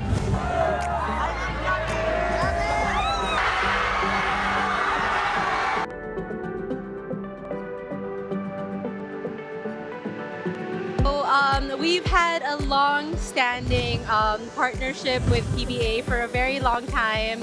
We were the same organizers back in 2019, and it was truly, truly a success. Every year after that, especially even after COVID, we saw how much the Filipinos were really missing to have PBA in Dubai. Basketball is part of our DNA, and we see it in our students every day. So we're very, very excited to have PBA here in Dubai. Yung warm welcome nila. So, ayun, nakaka-amaze. Tapos, honored talaga kami to be part of this event. Yeah, PBA 50th season. So, yun. And Sobrang saya po! Siyempre, masaya kami na makita yung mga bata na sobrang saya. Makita yung mga idols nila. So, nakakataba ng puso. Then, ayun nga, sana mabigyan natin sila ng nagmagandang game. Kasi, nilook up nila kami. So, sa mga OFW, salamat sa sakripisyo nyo para sa pamilya nyo. Na-appreciate namin kayo.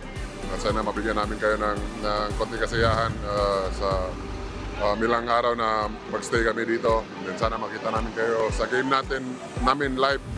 I think it's very important to have this kind of partnership, being part of the Filipino community, especially here in the UAE.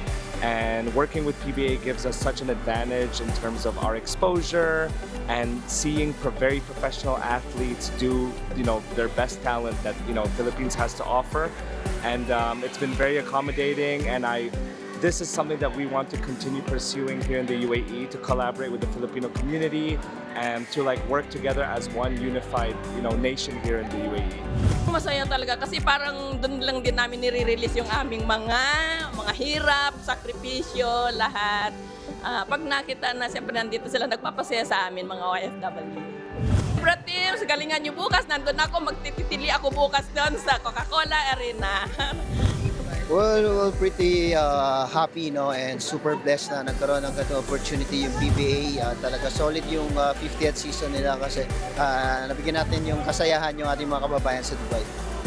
The way nakita nila yung mga idols nila, the last time I was here, like 7-8 years ago, I think, hindi na pala din naglagro. Kahit saan magpunta, sa mall, hindi ka makakilos eh. Talagang dinudumog nila. You can see dito sa background ko, daming tao. Yun nga, ang plano namin, baka gawin dito ang All-Star, siguro, malaking preparasyon yun, pero napakabuti sa mga Pilipino at makikita nila kanilang mga idolo. Kaya nagpapasalamat kami sa organizer, papasalamat kami sa PBA, sa distributor ng San Miguel at distributor ng Ginebra dito sa Dubai. Napakaganda ng tanggap sa amin.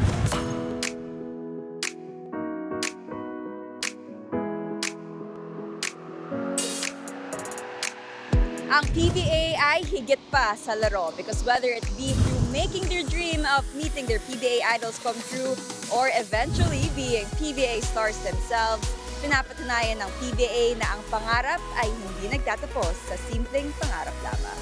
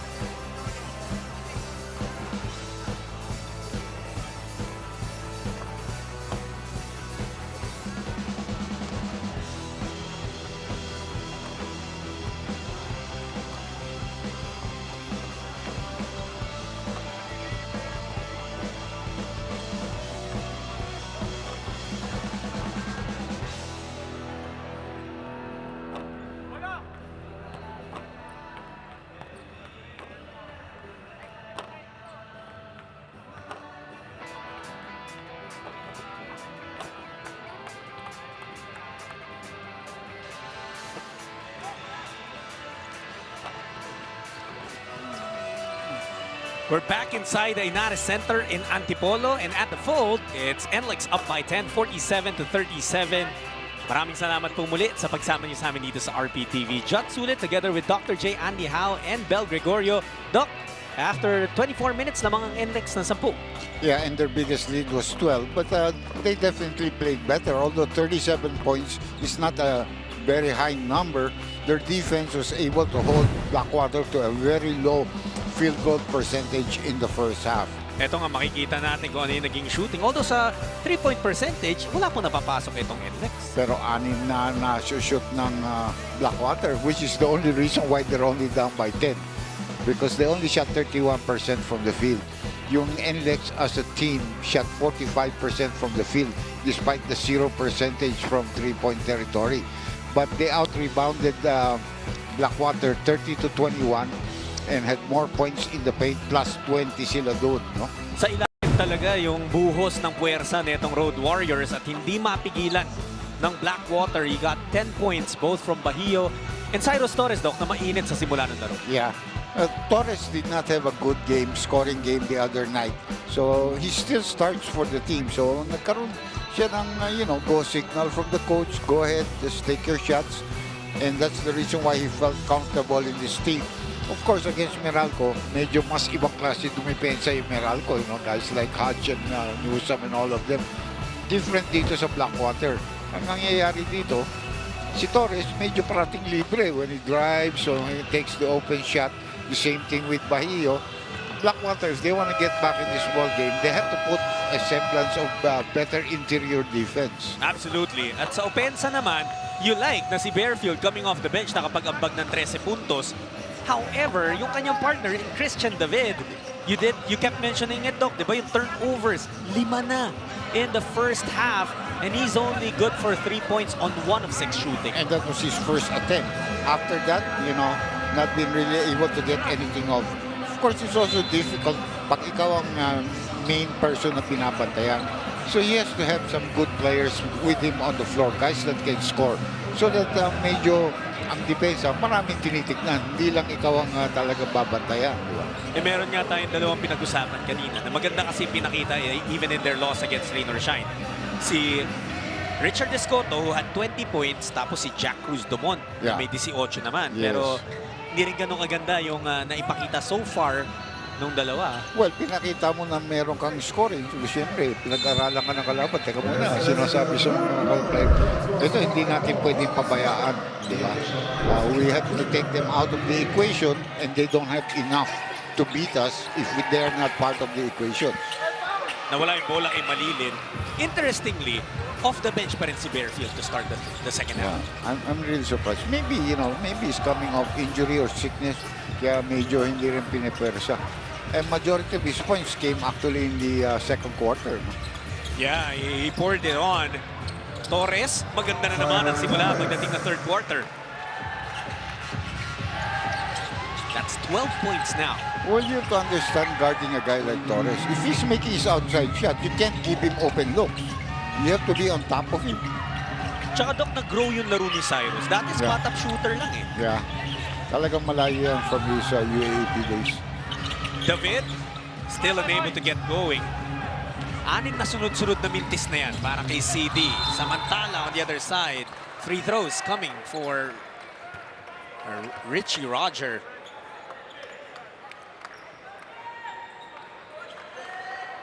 NLEX has looked really good so far dito sa conference na to. They're coming off back-to-back wins.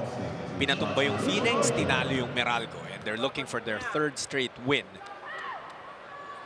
And more importantly, their 4th win overall to put them on top of the league right now. Makibalita tayo kay Ben. 28-8 points to the point disparity ang pinakatinignan ng Bossing at the half. Ayon kay Assistant Coach Alice Dibaunahan, they are looking to sharpen their one-on-one defense while the wings of NLEX have been getting whatever they want.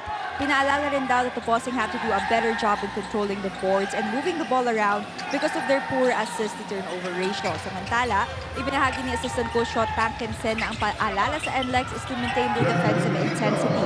They cannot engage Blackwater, lalo na si Bearfield in a shootout. Now, speaking of shooting, lalo na sa kanilang 0 3-point shooting at the half, they were just reminded not to force things and make sure that everything is within the perfect timing and flow. Back to you, gentlemen.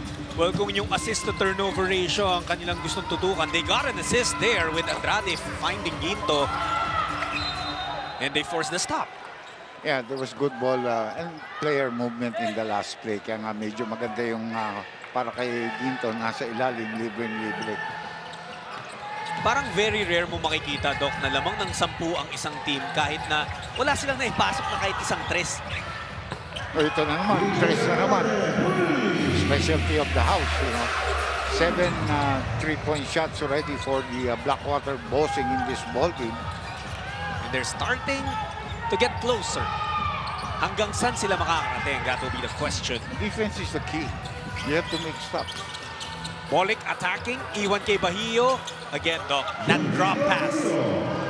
Well, by the penetration of Bolic, he forces the guy that's defending Bahio to come and help.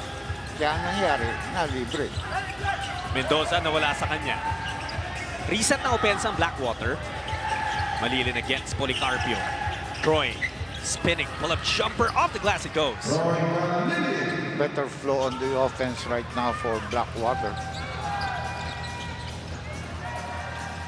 They are scoring. Can they get stops? NLEX, yung opensa nila, very fluid. Policarpio. Way up. That's a good stop.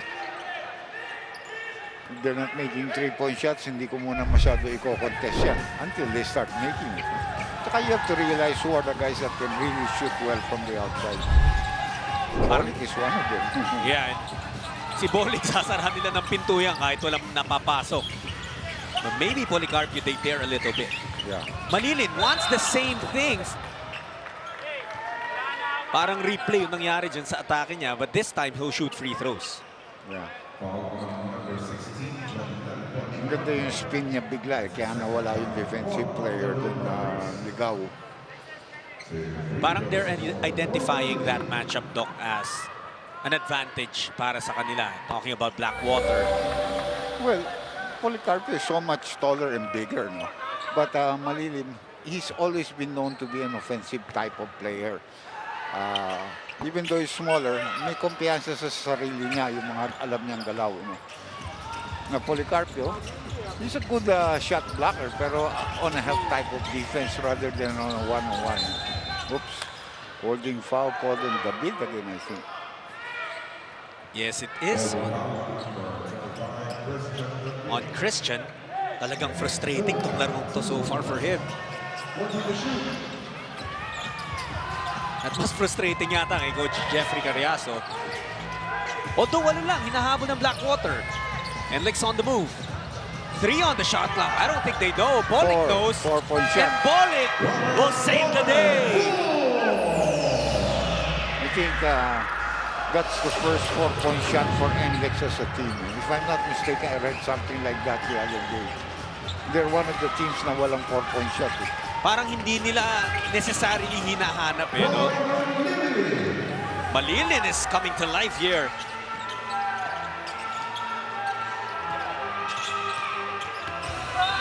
And Bahio, kung hindi man sila nakakakuha ng 3-point shots, 3-point play ang hahanapin ni JB.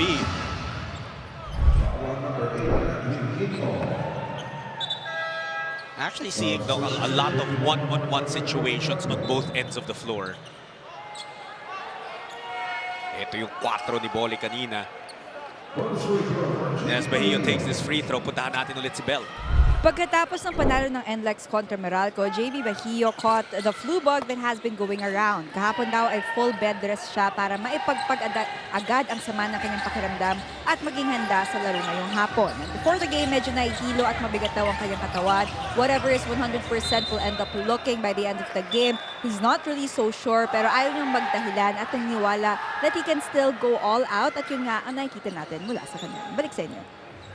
Well, so far so good para kay JV Bahio. And look, let's take this time paalalahanan yung mga nanonood sa atin na mag-ingat nga po dahil there is that bug going around. Maraming may sakit. Ingat po Virus kayo. yan. Bahio, labas kay Torres. Ito na ba unang tres ng NLEX? Yes, it will be. You know, that's my point. Alam mo, three-point shooter yan. You can't sag off him. Same with Paul. Who are the only guys who make big shots. Walang nakadikit kay Torres. And when that happens, he's gonna make the defense, or the lack thereof, pay. Angat na naman ang lamang ng NLEX to 15, 62-47.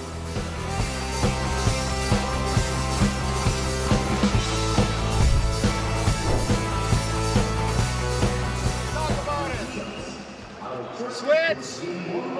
Original man goes, right? He pops. Who's rotating? Next guy. Next guy. So even if he dives or he actually wins the screen, you gotta go. That next guy, that was Jed. Okay, all right? Get closer on ball, and even if he's here, especially last second, you know he's shooting. Okay, all right? It's gotta be slowly. It's gotta be stops, and then work for a good shot.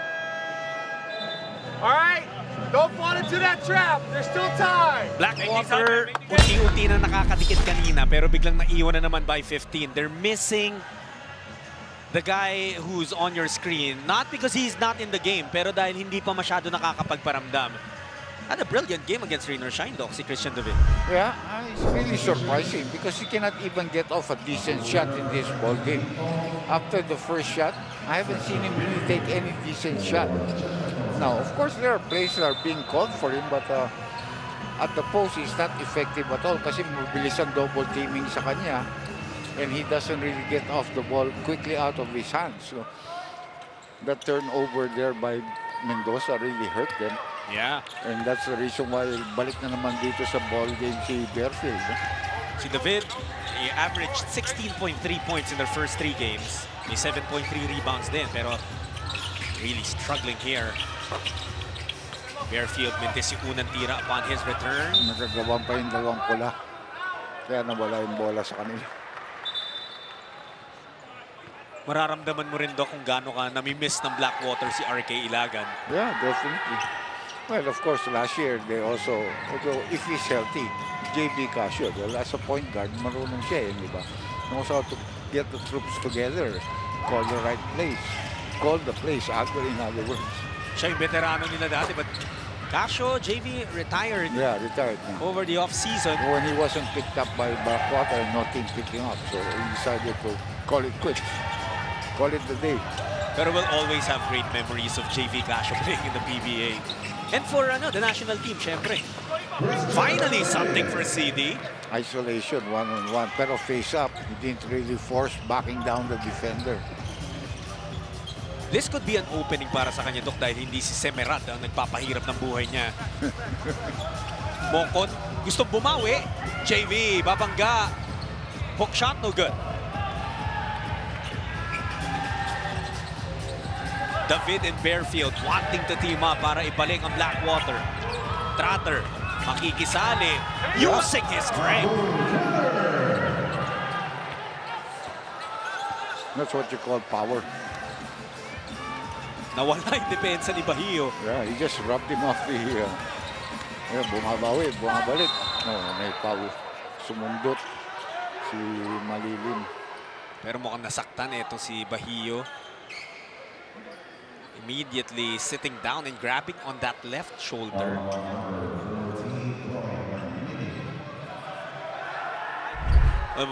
Tignan nga natin ang nangyari dito.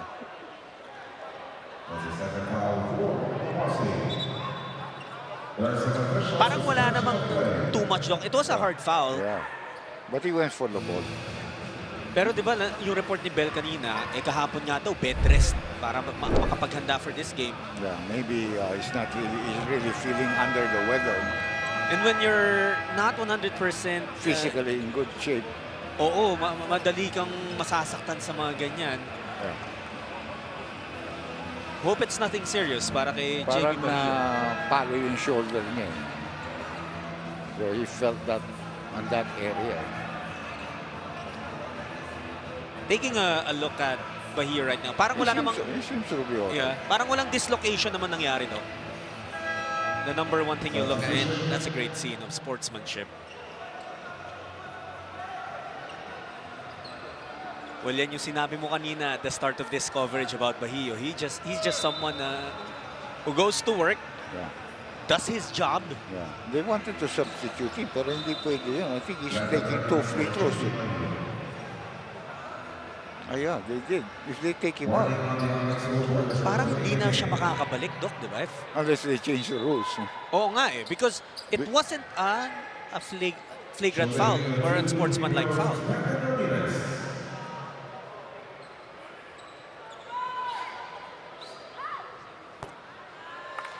So si Ramirez, nagmintis yung unang free throw.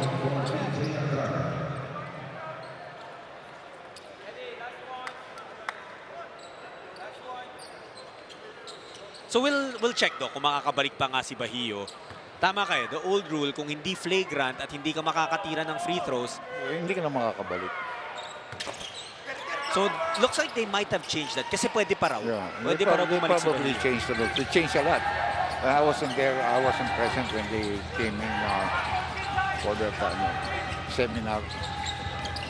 O na, paliwanag naman sa atin ng Commissioner. Tsaka ilalatag po namin sa inyo kapag nakikita natin yung mga rule changes are coming into effect, ipapaliwanag namin sa inyo kung ano yung mga pagbabago yun. Dominic Fajardo coming for Richie Rogers. Hindi pa nagagamit dito si malamang hindi lang Si Herdon. So alam niyo na yung sagot doon sa poll kung sakali. Si Dumont, nandiyan na naman. Tsaka babad siya doon. Like I said, he took 2 out of 7 in the first half of play. 7 attempts. More than anybody on the team in the first half. Kahit si Bearfield, di ba, na nagkaroon ng 13 points. Oh, he gets the ball now. Bearfield has Ramirez in front of him. Tutulong, dalawang player. Great read. Oh, in and out para kay Malilim. David actually wanted the alley-oop on the back cut. Pero 2 free throws pa rin naman kay Malilim. Tsaka, Doc, si Troy very aggressive dito sa third quarter. 5:22 left. Free throws hurting Blackwater. They're 8 of 14 from the line.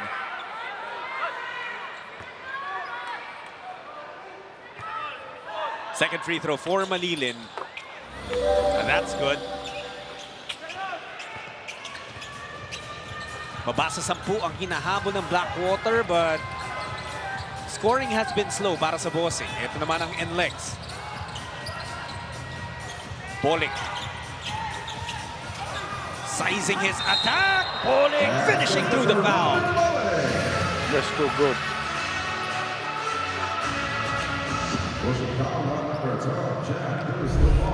One more look at that, though.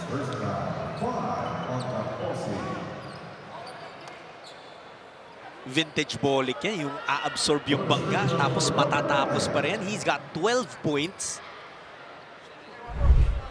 May 7 assists pa.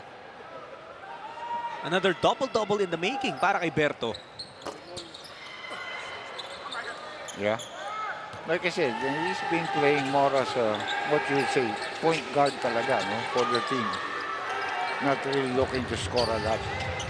And that really does a lot of good for him at para sa buong NLEX. Nice pass. And the pin rocks the rim! Good assist there by Dumont. That looked like the play, Doc, na paulit-ulit na ginawa ng NLEX back in the first half. Oh, nice job from behind. Well, talas ng mata ng referee natin doon. Pati yung coaching staff ng Alaska, lahat was pointing to it already. Eh kung may pito lang si Coach Jeff, siya na tumawag nun. But look at this move from David. Great setup mula sa rookie nilang si Jack Cruz Dumont. Look at that backcourt. Malaki yan. Mahirap pintuin yan. Ayun na nga. Walang nakapigil kay Bearfield in getting to the basket. Hindi lang nalaglag yung floater niya.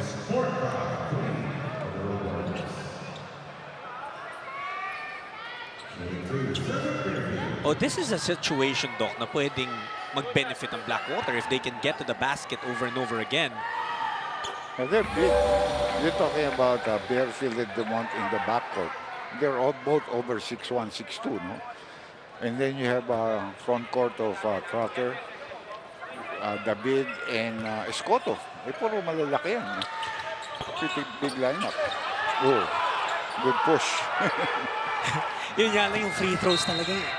Maraming mga nasasayang lang para sa Bossing. Hindi sila nagpapaiwan itong Blackwater, pero hindi rin sila makalapit. They're trying. They're really trying their best. Effort-wise, they're really giving it.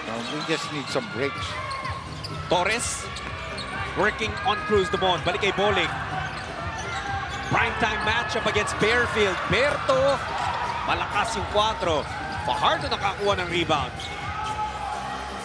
Usually, pag Fajardo at rebound, Junmar. Pero ito, Dominic to. Nice to have the same name. Oo nga, may kapangalan eh. Torres for 4, no! And here comes Blackwater. Push. Escoto naiwan yung bola. Perhaps the pass could have been a little better. Pero nakakaagaw na naman. Bearfield with Mokon to beat. Bearfield finishes off the glass. Maging blessing in disguise pa. Baka maging 3-point play.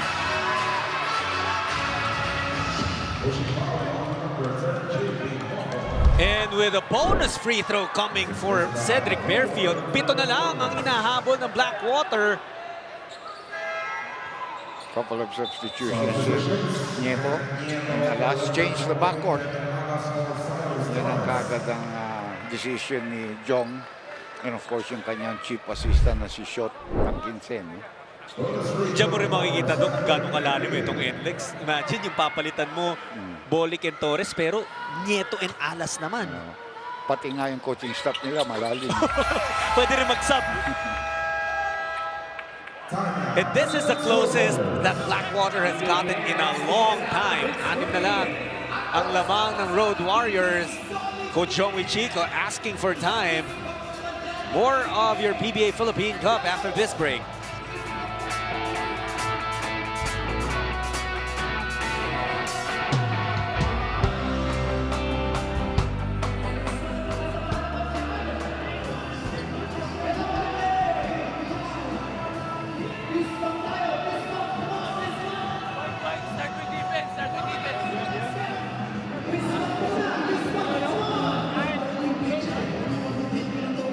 Come on, start with defense, start with defense.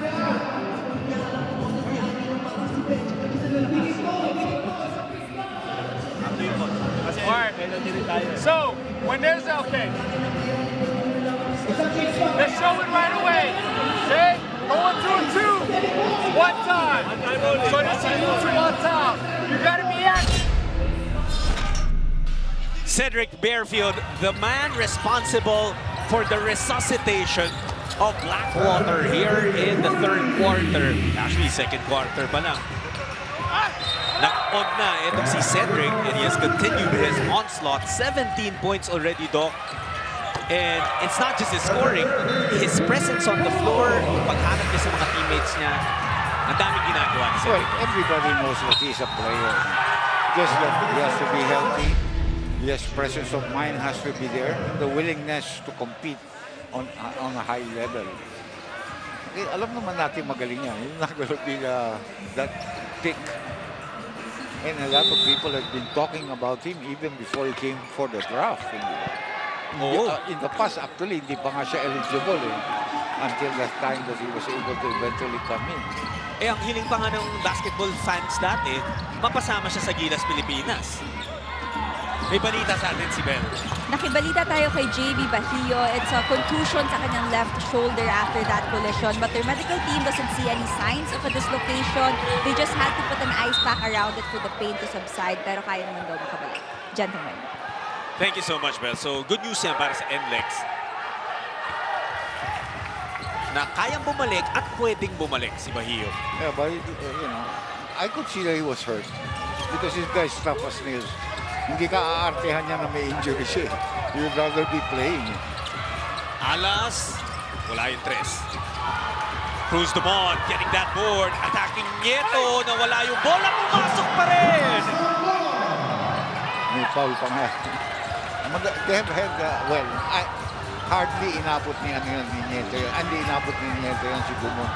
2 years lang sa sa UE yun. 4 points na lang ang hinahabol ng Blackwater. But NLEX looking to restore order. Roger. 5 on the shot clock. Roger aatake. May foul na itatawag. Good call. Si David ba yun? Prater. Look at this. Hindi masyado nakita doon, Doc, pero parang nabitawan niya na eh. There, you see. See, there's collision here. Obviously, there's some contact there. Maybe not enough to be called. Oh, but now, nagkakaroon rin ng problema ang free throw shooting dito ng Ang daming free throws na tinira between these two teams sa third quarter, pero ang dami ring mintis. Yeah. Morel coming in for Christian David. Medyo pahinga ng konti. Split Charities. Put some distance. 5-point lead. Balik sa 2 possessions yun lamang. NLEX changing up their defense, pero na-libre si Morel. Masyadong malakas. Nieto pumulot ng rebound. 2 minuto na iiwan sa third quarter. Roger seeing daylight. Got the lefty layup.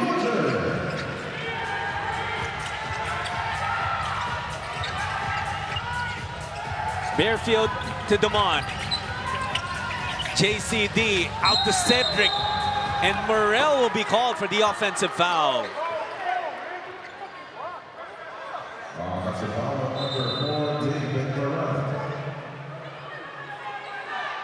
Hindi natuwa si Coach Jeff dun sa pitong yun. I think he's challenging the call.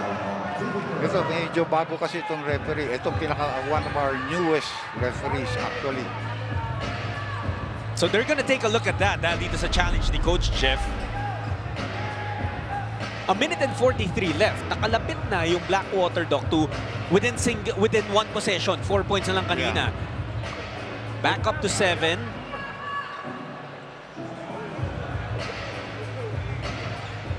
So, ang nire-review nila dito was an off-ball offensive foul called on Morel.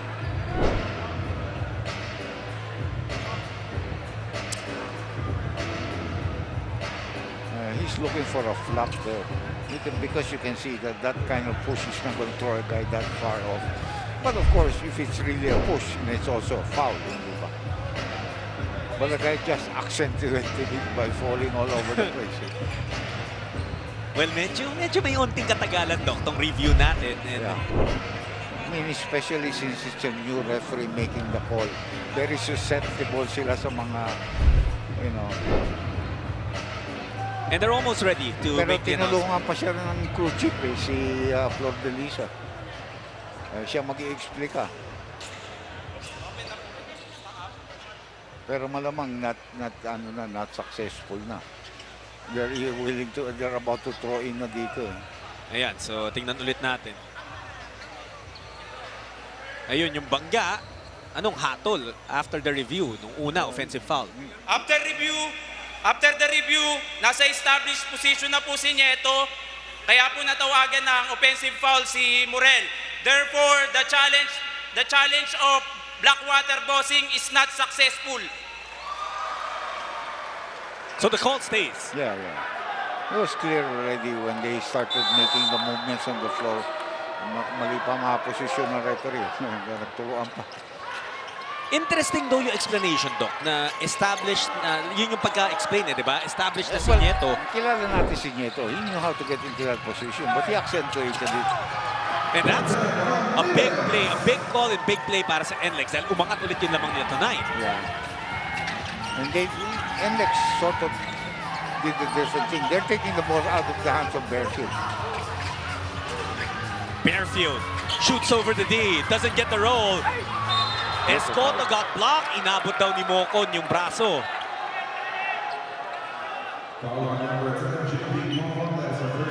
Hinihingi ni JV na i-challenge ni Coach Chong. But it looks like they might not do that. Coach Chong bihira mag-challenge. Yung ibang coaches, Doc, di ba, ayaw rin nila yung stoppage ng challenge eh. Yeah. Well, actually. Yung iba naman, tinitipid para kung sakaling close game. Yeah, you might need it, no? Because ang pinaka-dapat mga sina-challenge yan, yung mga endgame na review eh. Kaso meron naman tayong 2-minute review for possession of the ball eh. So you don't have to challenge that eh. Pag nag-outside ang bola, hindi ba? May review tayo nun. Yeah, and siguro sabi ni Coach Chong, lamang din naman tayo. Although yung tres talaga ng NLEX, up until now, Doc, isa pa lang yung pumapasok na... Isang tres, isang 4. Morel? Nakasona dito ngayon ng NLEX partner. Tingnan natin kung gagawin ng Blackwater. They'll throw it back. Morel hits the 3. May foul pang tinawag on Ramirez. Wow, this could be a big play. That's the second 3-point shot for Morel completed in this game. Yung Morel ba yun? Oh. Pero ang foul was committed against somebody else. It was against Escoto, kaya siya mag-free throw dito. Off of that flare screen na sineset ni Escoto, libre kasi si Morel, sinubukan lumaban ni Ramirez. And that's a 4-point play completed by Blackwater. Baba sa 3 naman ng NLEX. Muntik na maging turnover yun. Roger, kailangan ng kakampi. Nowhere to go. Alas, ang leader ng Road Warriors on the floor right now. Drops to the floor. Mokon was able to get that to fall. Plenty of time yet. 7 seconds. I don't know if Bearfield's aware of it. He's gonna take it. For 4! No good! What action to end the third quarter. Palitan ng mga big plays itong NLEX at Blackwater. But with 12 minutes left, the fourth quarter coming up, lamang pa rin ang 5 ang Road Warriors.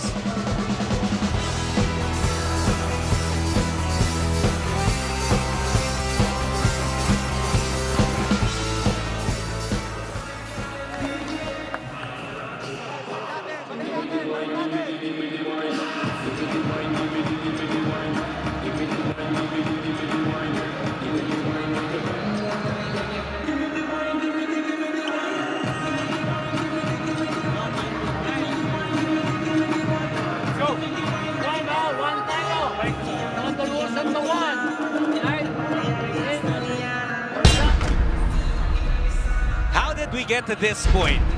NLEX up by 5 entering the fourth. Well, tingnan muna natin. Ito, points in the paint. Dahil dun sa mga magagandang atake at drop pass ng NLEX in that first half. With guys like Mokon, Bahio, they were getting anything they wanted near the basket. Tapos si Robert Bolick coming off a near triple-double performance. Ito, nagpakawala. The only 4-point make of NLEX in this game so far. Looking to get a double-double na naman si Berto sa larong to with 12 points and 7 assists. At dito naman sa third quarter, dito banda humabol ang Blackwater. Nagkaroon sila ng 13-2 run powered by Christian David with his two-handed jam. At nakatakbo rin kasi itong Bossing. Cedric Bearfield, Jack Cruz Dumont, Dave Morel, and yung mga nagtulong-tulong para maibalik ang Bossing. In fourth quarter, Doc, alilima lang ang lamang ng Road Warriors. In the meantime, nakaupo na naman si Bearfield, nakaupo si David. Can they sustain that? Because you're back to iba yung backcourt mo, you know, with Mendoza. At saka si, nakabalik na si Bahio. Oo nga, that's good news. Si Herndon, pinasok na rin ni Coach Chong. Ramirez! Wow, with a 3-point shot. Balik sa 8 lamang. Bilis. 7 points para kay Brandon Ramirez. Ang laki ng challenge dito sa 5 on the floor ng Blackwater. Nakaagaw ang NLEX. Herndon to Alas. Scooping layup is good. Pagpalit niya ng tao, ubus ka agad siya. Kasa't wala kayong stabilizer, either one of the two. Di ba na either David or Bearfield. Hirap eh. Dati, Doc, very rarely natin makikita na wala yung dalawa sa sahig. NLEX. Look at the triple team. Yeah, katulad mo, no sense eh. Walang direksyon ng kanilang opensa na naman eh. Bahiyo to the trailing Nieto. Gusto ni Ramirez yung bola sa ilalim against Morel, pero dinideny. Brandon. Sasagasaan talaga ni Brandon lahat yung mga dumidepensa sa kanya rin. Puro mismatch eh, sabi niya. Traktor to eh, si Brandon Ramirez. Traktor na may tira sa labas. And that three-point shot is brought to you by Arena Plus Sportsbook. Dok, malilin lang kasakahan ito ni Brandon Ramirez. Akalain mo, mabagal, mabigat, but he has that footwork. Yeah, but we saw that in the 3x3 sponsored by the PBA. Hindi siya sumikat eh. Siya nang pakita. Pati si Dato, di ba? Doon natin nakita na talagang may kapabilidad maglaro sa pro league. Si BGR din yata, parang doon yata natin una rin nakita. Rin, champion pa nga yun. Ang ganda kasi ng platform na yun, Doc, no? Para sa mga, number one, para doon sa mga magpapadraft. Si Bosotros nga nakabalik. Ayun din. Yung mga na-draft na, tapos baka hindi makakuha ng pwesto sa roster, doon nagpakita, nakahanap din ng puwang sa 5-on-5. Cruz Dumont, looking for a 3. No good for the rookie. Well, they've lost their momentum completely again when they had to substitute. Ito si Robbie. Step back. 3. That's good for Herndon. And all of a sudden, 3 points na lang kanina. Ngayon, 13 na. Parang tempo natin lang. Si Herndon siguro sabi niya kanina nung hindi makapasok ng 3 ang NLEX, pasok mo na ako, coach. Here's Mendoza open for his own 3. Yes. And that goes down.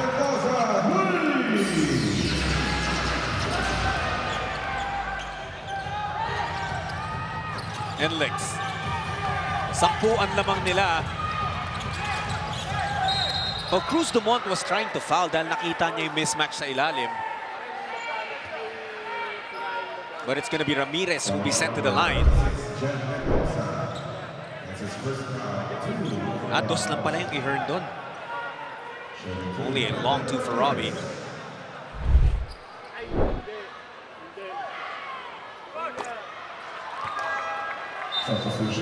A miss for Brandon on the first one.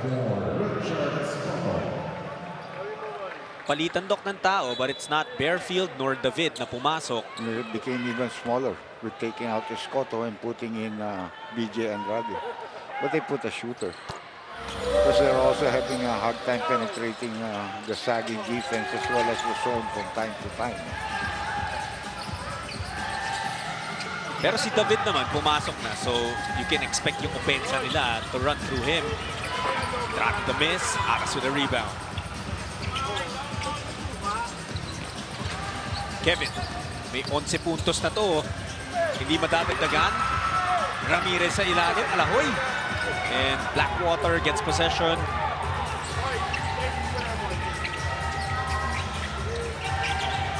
Mendoza up top, setting the table for the Bossing.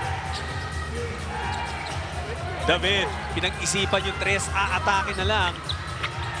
Nakiraan doon sa kaliwa ni Ramirez. Good improvisation because of the tough umbrella-like defense of the big man there. Down to a 9-point lead.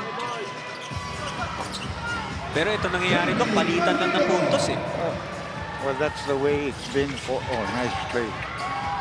Somebody forgot to come down on defense. Yeah, and if you're Blackwater, yun yung gusto mo, mabibilis na mga atake. Bago mag-set ang depensa ng NLEX. They still trail by 9 though. NLEX swinging it. Ito namang NLEX. Slow and purposeful. Patient yung half-court set. Nieto for 3. No good. And David grabs the board. David for 3. No. NLEX on the counter. Short din. So ilang baba yun na walang nakascore. Mendoza wants to change it. Wala pa rin. NLEX na kaya makakatapos na itong drought na to. Yeah, well, still a lot of time here, 7:42 left. So ating fourth and final quarter. Yung mga ganyan lang na stretch, Doc, mas nakakapagod, di ba? Yung takbo ka ng takbo pero wala nakakashoot. Yeah, mismatch yan. So give up the foul na lang dito si Mendoza.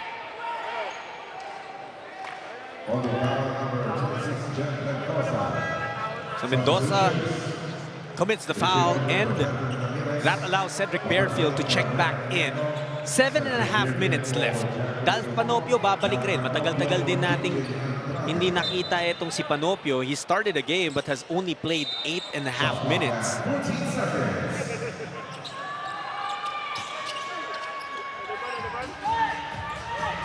Alas. Couple of screens being set for him. Berto Bolic bumalik na rin para sa NLEX. 2 seconds left. Alas. No. Panopio rebound. David wants it pero andun si Alas. They finally get it to CD.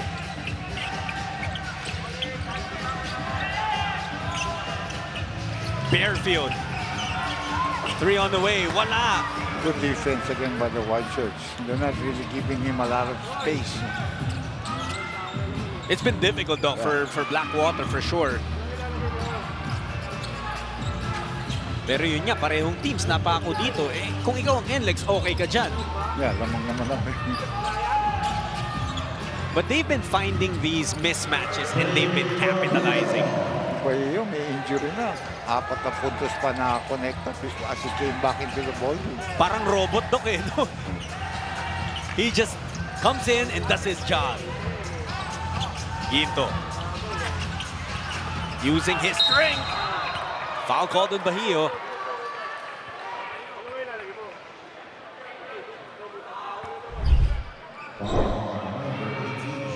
Nakita ni Bahio, eh. He had a couple of inches over Panopio. And that was enough for him to shoot. Dito naman, ayun, tumama doon sa may siko.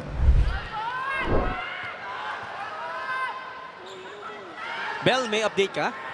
Yes, Jot, kahit natuloy pa rin ang paghahabol ng Bossing, marami daw silang napulot from the third quarter which they won 29-24 na gusto nilang ibalik as they try to cut the deficit again.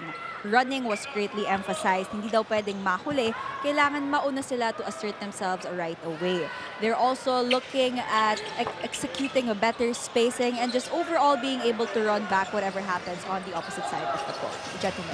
Thanks, Bell. Doc, ano nga ba yung naging iba sa tinakbo ng Blackwater in that third quarter kumpara nung first half? Well, I thought that they played better defense. They had a bigger lineup, and I think their key players that, you know, our scorers were on the floor. Pero ang pinaka-ano yan, nung nasaktan si Bahio, that's when they made the run. And now he's back and he's creating damage again. No? Mismo, and right as you call on his name, 3-point play ang hahanapin niya. Basic lang, Doc. Yeah. Simpleng-simple gumalaw, but very effective. He likes that area where he operates, you know. Down there and up to the free throw line. Effective yan.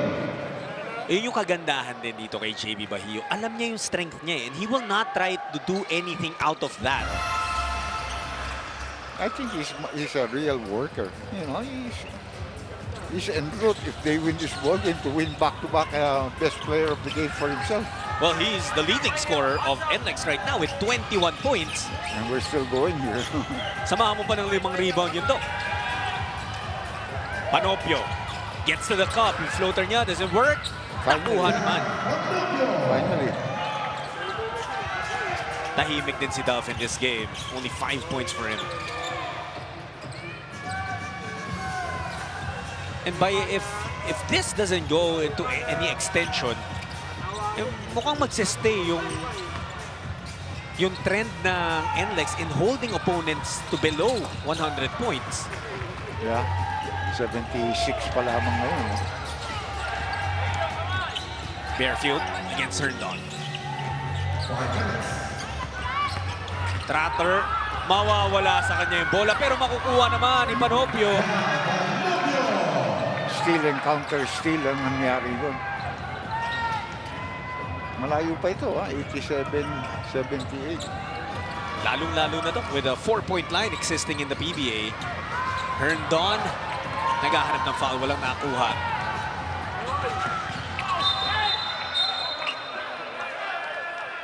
And a foul was whistled. Kevin Alas ang matatawagan ng foul.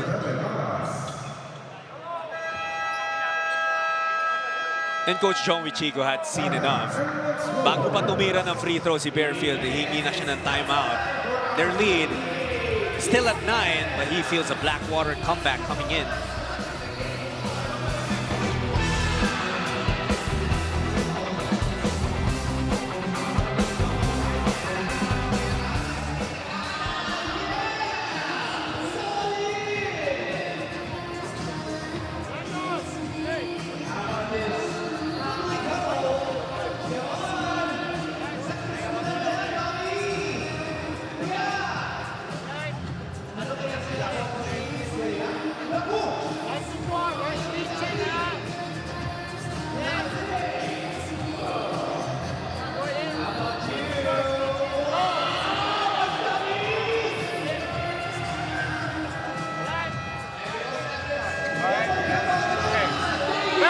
Nakatutok pa rin po kayo sa PBA Season 50 Philippine Cup dito sa RPTV. Kasama nyo ngayon, Jot Sulit, Dr. J. Andy Hao, and Bel Gregorio mula sa Inares Center in Antipolo. Game 1 pa lang tayo of your Wednesday. So itong game na to yung nagsisimula ng inyong PBA week. And it's NLEX up by 9 points against Blackwater. Baliktaran, 87-78. Dok, ilang beses na sumubok makalapit yung Blackwater. They got to as close as 3 points. Oh. Tapos rinachado sila yata ng 10-0 run. Start ng 4th yun, no? Yeah. So, eto si Jack Cruz Dumont. Pagkatapos ng 19-point explosion niya in that loss to rain or shine, he struggled in this game. Like you said kanina, he got the looks, he got the shots. he just didn't get the points. Yeah. And that's all you want to get when you get the shots up. But, you know, even when he was in college, he got very little. He wasn't getting a lot of playing time, you know. And you're talking about the weakest team, one of the weakest teams in the UAAP. No? Kaya ngayon, trying to reintroduce himself dito sa PBA. Bearfield, by the way, missed 2 free throws. You don't see that from him often. Bolick the step back. Bolick the 3. He has a 4 and he has a 3. So those are 2 key players there for the NLEX Road Warriors tonight. Is Bahio and Bolick. Kaya delikado tong si Berto kahit na sabihin mong hindi pumapasok yung mga tira sa umpisa eh. Alam mo, si Ramirez malapad ang katawan pero you can really see that Trotter is a stronger player. Siksik ang kanyang power. Si Ramirez mahirap lang ikutan ng dapat. As shown in that play. Malayo yung circumference, Doc, na iikutan mo. Yeah, but you can see konting tulak lang ni Trotter. He was falling all over the place. You can see that Trotter is a stronger player. Actually, si Abu parang lang lumapad pa eh. Coming into this season. Panopio's foul. Good drive to the basket. Si David, though, was open on the right corner, humihingi. But, hey, they still get a chance to get points from the line. He apologized, you know. You saw that opening. Sometimes you have to make that decision because the ball is in your hands, you know. But you have to make free throws so at least you compensate for the fact na hindi mo pinasa, no? And are they related? Maybe mother Yes, niya, no? that's actually the partner on the left side nun, si Kaizen de la Serna, who's a national athlete ng obstacle course, has won medals for the country, and ang partner ni Dalf Panopio. Ayun sa mama niya. Yun ang kailangan natin ma-confirm, perhaps. Yeah. Because you can see the way she was tapping for him. That's true. Bolick, inahanap si Fajardo. Fajardo Underneath. Every game he gives you one of those good 2 points like that, 4 points. The pick and the roll, the dive, and then the finish at the basket. You know, he gives you that every game. And he gets a bonus after the bump. And a good assist pass para kay Bolik. Pang ilan na niya yan? Malapit na mag-10 yan. Baka nga nandun na. We have to double check. He's at 9 right now. Malapit na nga 10 niya. Kaso nag-mintis si Pardo. Manopio. Bigay kay Trotter. Oh, Look that's at a move. Parang may foul na yun. Actually, ang daming banggaan dito, Doc. It's been Lalo na si Trotter at saka ito si Ramirez. And lalapad kasi, kahit na hindi nila gusto magbanggaan. Nagkikis-kisan eh. 3 minutes to go. If Blackwater plans on making a comeback, it has to start now. Gotta stop him. Stop this guy. Bowling na ibigay kay Ramirez. No whistle. Short naman, pero bumalik kay Berto. Rebound number 5. Cross court, Torres. That's a 3. Ang sakit nun para sa Blackwater. That will be the 10th assist of Bowling. Double-double for Berto. Basta sa... Oh, ganda. Grabe naman yun. Beauty. Still got a lot of game. Tapos yung mukha niyo, Dok, relax na relax lang. Parang he was expecting it. Magmadali lang sa kanya yun.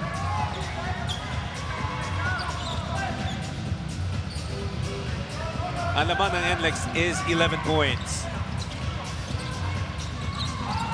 Bolik again. Misses on that 4. Barefield. Shooting.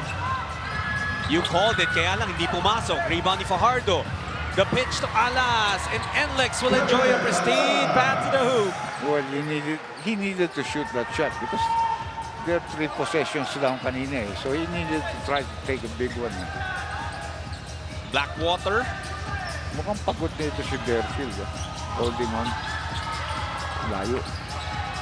Ang konti rin kasi, Dok, nung naging katulong niya in this game talaga. And he's the only Blackwater bossing in double figures. Yeah.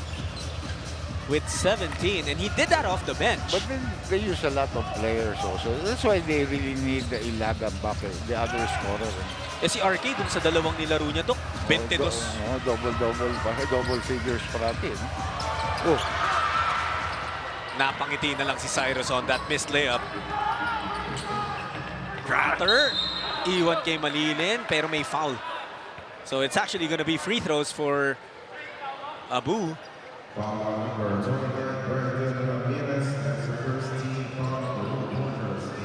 We're practically just waiting for the final score, pero nagbabanggaan pa rin ito si Ramirez at Trotter. So that will put, if NLEX goes on to win this ball game, they'll be 4-1.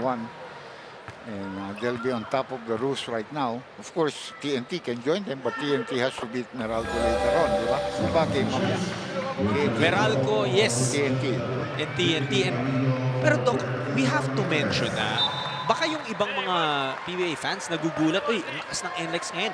We have to remind them na last conference, tied for number 1 din practically. Same record sa San Miguel. There's a lot of things that are like that.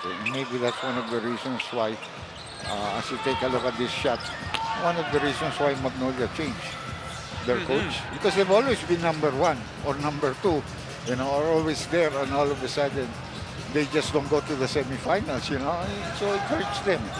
Alam ko cliche, pero sabi nga nila, the playoffs is a whole different ball game. Yeah, you know. Like I said, it's easy to beat San Miguel and Ginebra early. But then when it comes down the end, it's not that easy anymore. Oh, how impressed are you with this young man, JB Bahio? Yeah. Basta silang dalawa ni Bolik, bahala na siya kung sino best player. Because they are the ones who really did it. 23 si Bahio. Ang pinakamaganda pa doon, 11 of 15 from the field. Manopio hitting a 3. Okay, beginning to show some signs. Maybe they can set up more plays like that for them. And Coach Chong says, okay na tayo. We'll take this 11-point win. And not cause any more... So we're just waiting for the final buzzer. And NLEX, Doc, with that buzzer, officially 3 straight wins. Yeah, they're 4-1 right now. And solo on top of the team standings. At ang ating Babad player of the game is brought to you by Devan. Enjoy unforgettable TV Babad moments with your family only with Devan. It was JB Bahio. Yeah. Again, remember, when he left the game, naubos ang lamang nila halos, no? And when he came back, 2 straight baskets and they established a big lead again. So tuloy-tuloy pa rin. But you know, on the ball is what you would really call the heart and soul of the team. This guy is really their anchor right now in the team right now. Absolutely. At siya talaga yung naging barometer, kumbaga, netong NLEX as they take a 99-88 win here inside the Inares Center in Antipolo.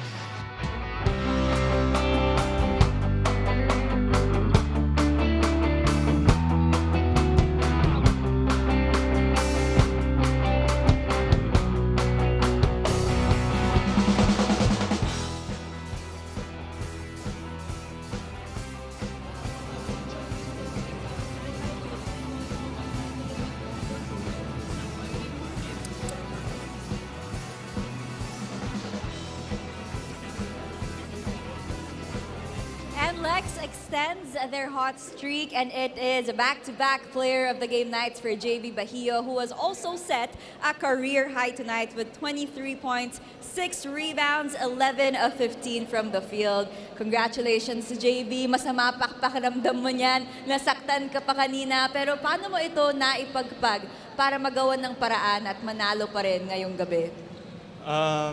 Papasalamat ako kay Lord na kahit may lagnat, nakalaro pa din ako. And sa mga doctors namin sa team, sa PT namin, kila Coach S and kay Doc na nagmo-monitor sa akin kagabi pa kasi nga may lagnat. So, yun. Well, tonight, si Robert Bolick naka-double-double rin. Cyrus Torres with 18 points. Paano mo bang nakita na gumanda rin at nagising ang NLEX Road Warriors, the rest of your team tonight?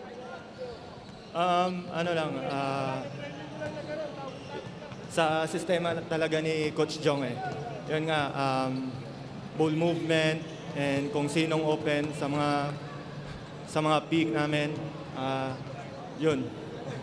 Well, JB, for sure this is a night to remember because of your career high game. Go ahead at bumati ka naman sa mga gusto mong batiin. Hi sa family ko sa Cebu, si Mama, si Papa, and sa girlfriend ko, si Kirsten Rela, kay Mami Mila, Ate Eloy, and kay Mami Boots, at sa mga tito ko sa Zambales. Yun. Thank you so much, JB. Once again, our player of the game, JB Bahio. For now, let's send it over to the press conference room. Magandang gabi sa inyong lahat at nandito po tayo sa press room para sa interview with Coach Jong Chico after a 1988 victory ng NLEX kontra sa Blackwater Bossing. Coach, congratulations. Coach, your thoughts lang sa game nyo. Lamang kayo ng first half at may konting mga challenges nung third quarter. Yeah, we always have that lull. May lull palagi kami in a certain game. So, you know, we've got to find out why there is a lull somewhere in the game na in the past few games either nakakahabol yung kalaban, diba? And then we have to overcome that. So maybe we should be able to find out bakit may lull kami palagi. Yun. Coach, would that be a concern moving forward? Dahil ngayon 4-1 kayo sa standings and syempre ang eye nyo magandang record nyo by the end of the eliminations. Yeah, yes, it's a concern pero at least lumalabas na ngayon, 'di ba? Lumalabas na ngayon so we can find our adjustments moving forward. Balikan natin yung naging aksyon sa pagitan ng Blackwater at ng NLEX in the first quarter. Nakita natin ito si Cyrus Torres. Maaga nagparamdam. He had 8 points in that first quarter. Yeah, I thought he played pretty well. Got them on the right foot. And obviously, when you get good points from your starters, magandang kinikilos ng team. So it's easy for them to substitute. But he was part of that. Bolick was part of his starting five. Bahio was part of his starting five. All those three guys played well tonight. Ito rin si Kevin Alas. Pagpasok Off niya, the he had bench naman. No? very quick 7 points. Yeah. And after one, it was 27-21. Lamang yung NLEX. Pagpasok natin ng second quarter, guess what? More from Torres. Dito naman, ang hirap niyang binitawan yung tira. Yeah, that was a difficult shot with a big man defending you. You have to have powerful legs to make that kind of a shot. But it was Cedric Barefield who injected some life dito sa Blackwater. Yeah. Like you said, he was the first guy to score double figures for his team. And I think even on the opposite team in the first half, no? Pero ito yung naging takbo ng opensa ng NLEX. Paulit-ulit yan. Pasahan nila, galaw from the baseline, from the weak side, and recognition of where your teammates are. It was a big night for JB Bahio and NLEX stayed ahead. 4-point shot. Hindi sila makapasok sa 3 pero nung tumira sa 4, nakapasok agad. As you already expected, ang tindi rin ang pinakita ni Bolick but really Barefield was doing damage for Blackwater. Barefield, you can see he's a very tired player. I don't know about his conditioning. Of course, he's not exactly a young player anymore. No? But I wonder about his conditioning. Because parang hindi siya makatagal ng habang pagpukan. That's true. Kaya nga, dito sa dulo ng third quarter, nakalapit na yung Blackwater. But Barefield would sit on the bench for the early minutes of fourth quarter. And biglang lumayo na naman. And that's when Bahio came back. And he scored 2 straight baskets here. At kaya nga yun ang una natin ipapakita do. Kasi medyo nagkaroon ng time, nasaktan si Bahio, nakalapit NLEX, or Blackwater. And he came back to work. Well, actually, si Ramirez also was a good filler for him. Played well as a part of that big man that can play 5 or 4. Held his own against Trotter as much as he could, but he was also scoring. That's true. Well, Panopio, he had a difficult night. He did finish with 12 points. And that was all in the end game. Pero Bolick, pretty much the icing on the cake as he finishes the game with a double-double of 15 points, 12 assists. Pero career high, 23 points for JB Bahio. Sinamahan pa ng 6 na assist as NLEX goes on a 3-game winning streak, 99-88 over Blackwater.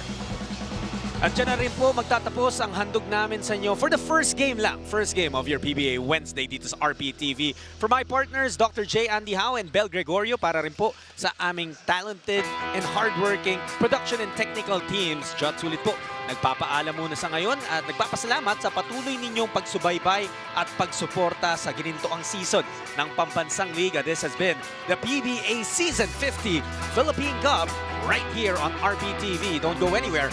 Coming right up is Meralco versus TNT.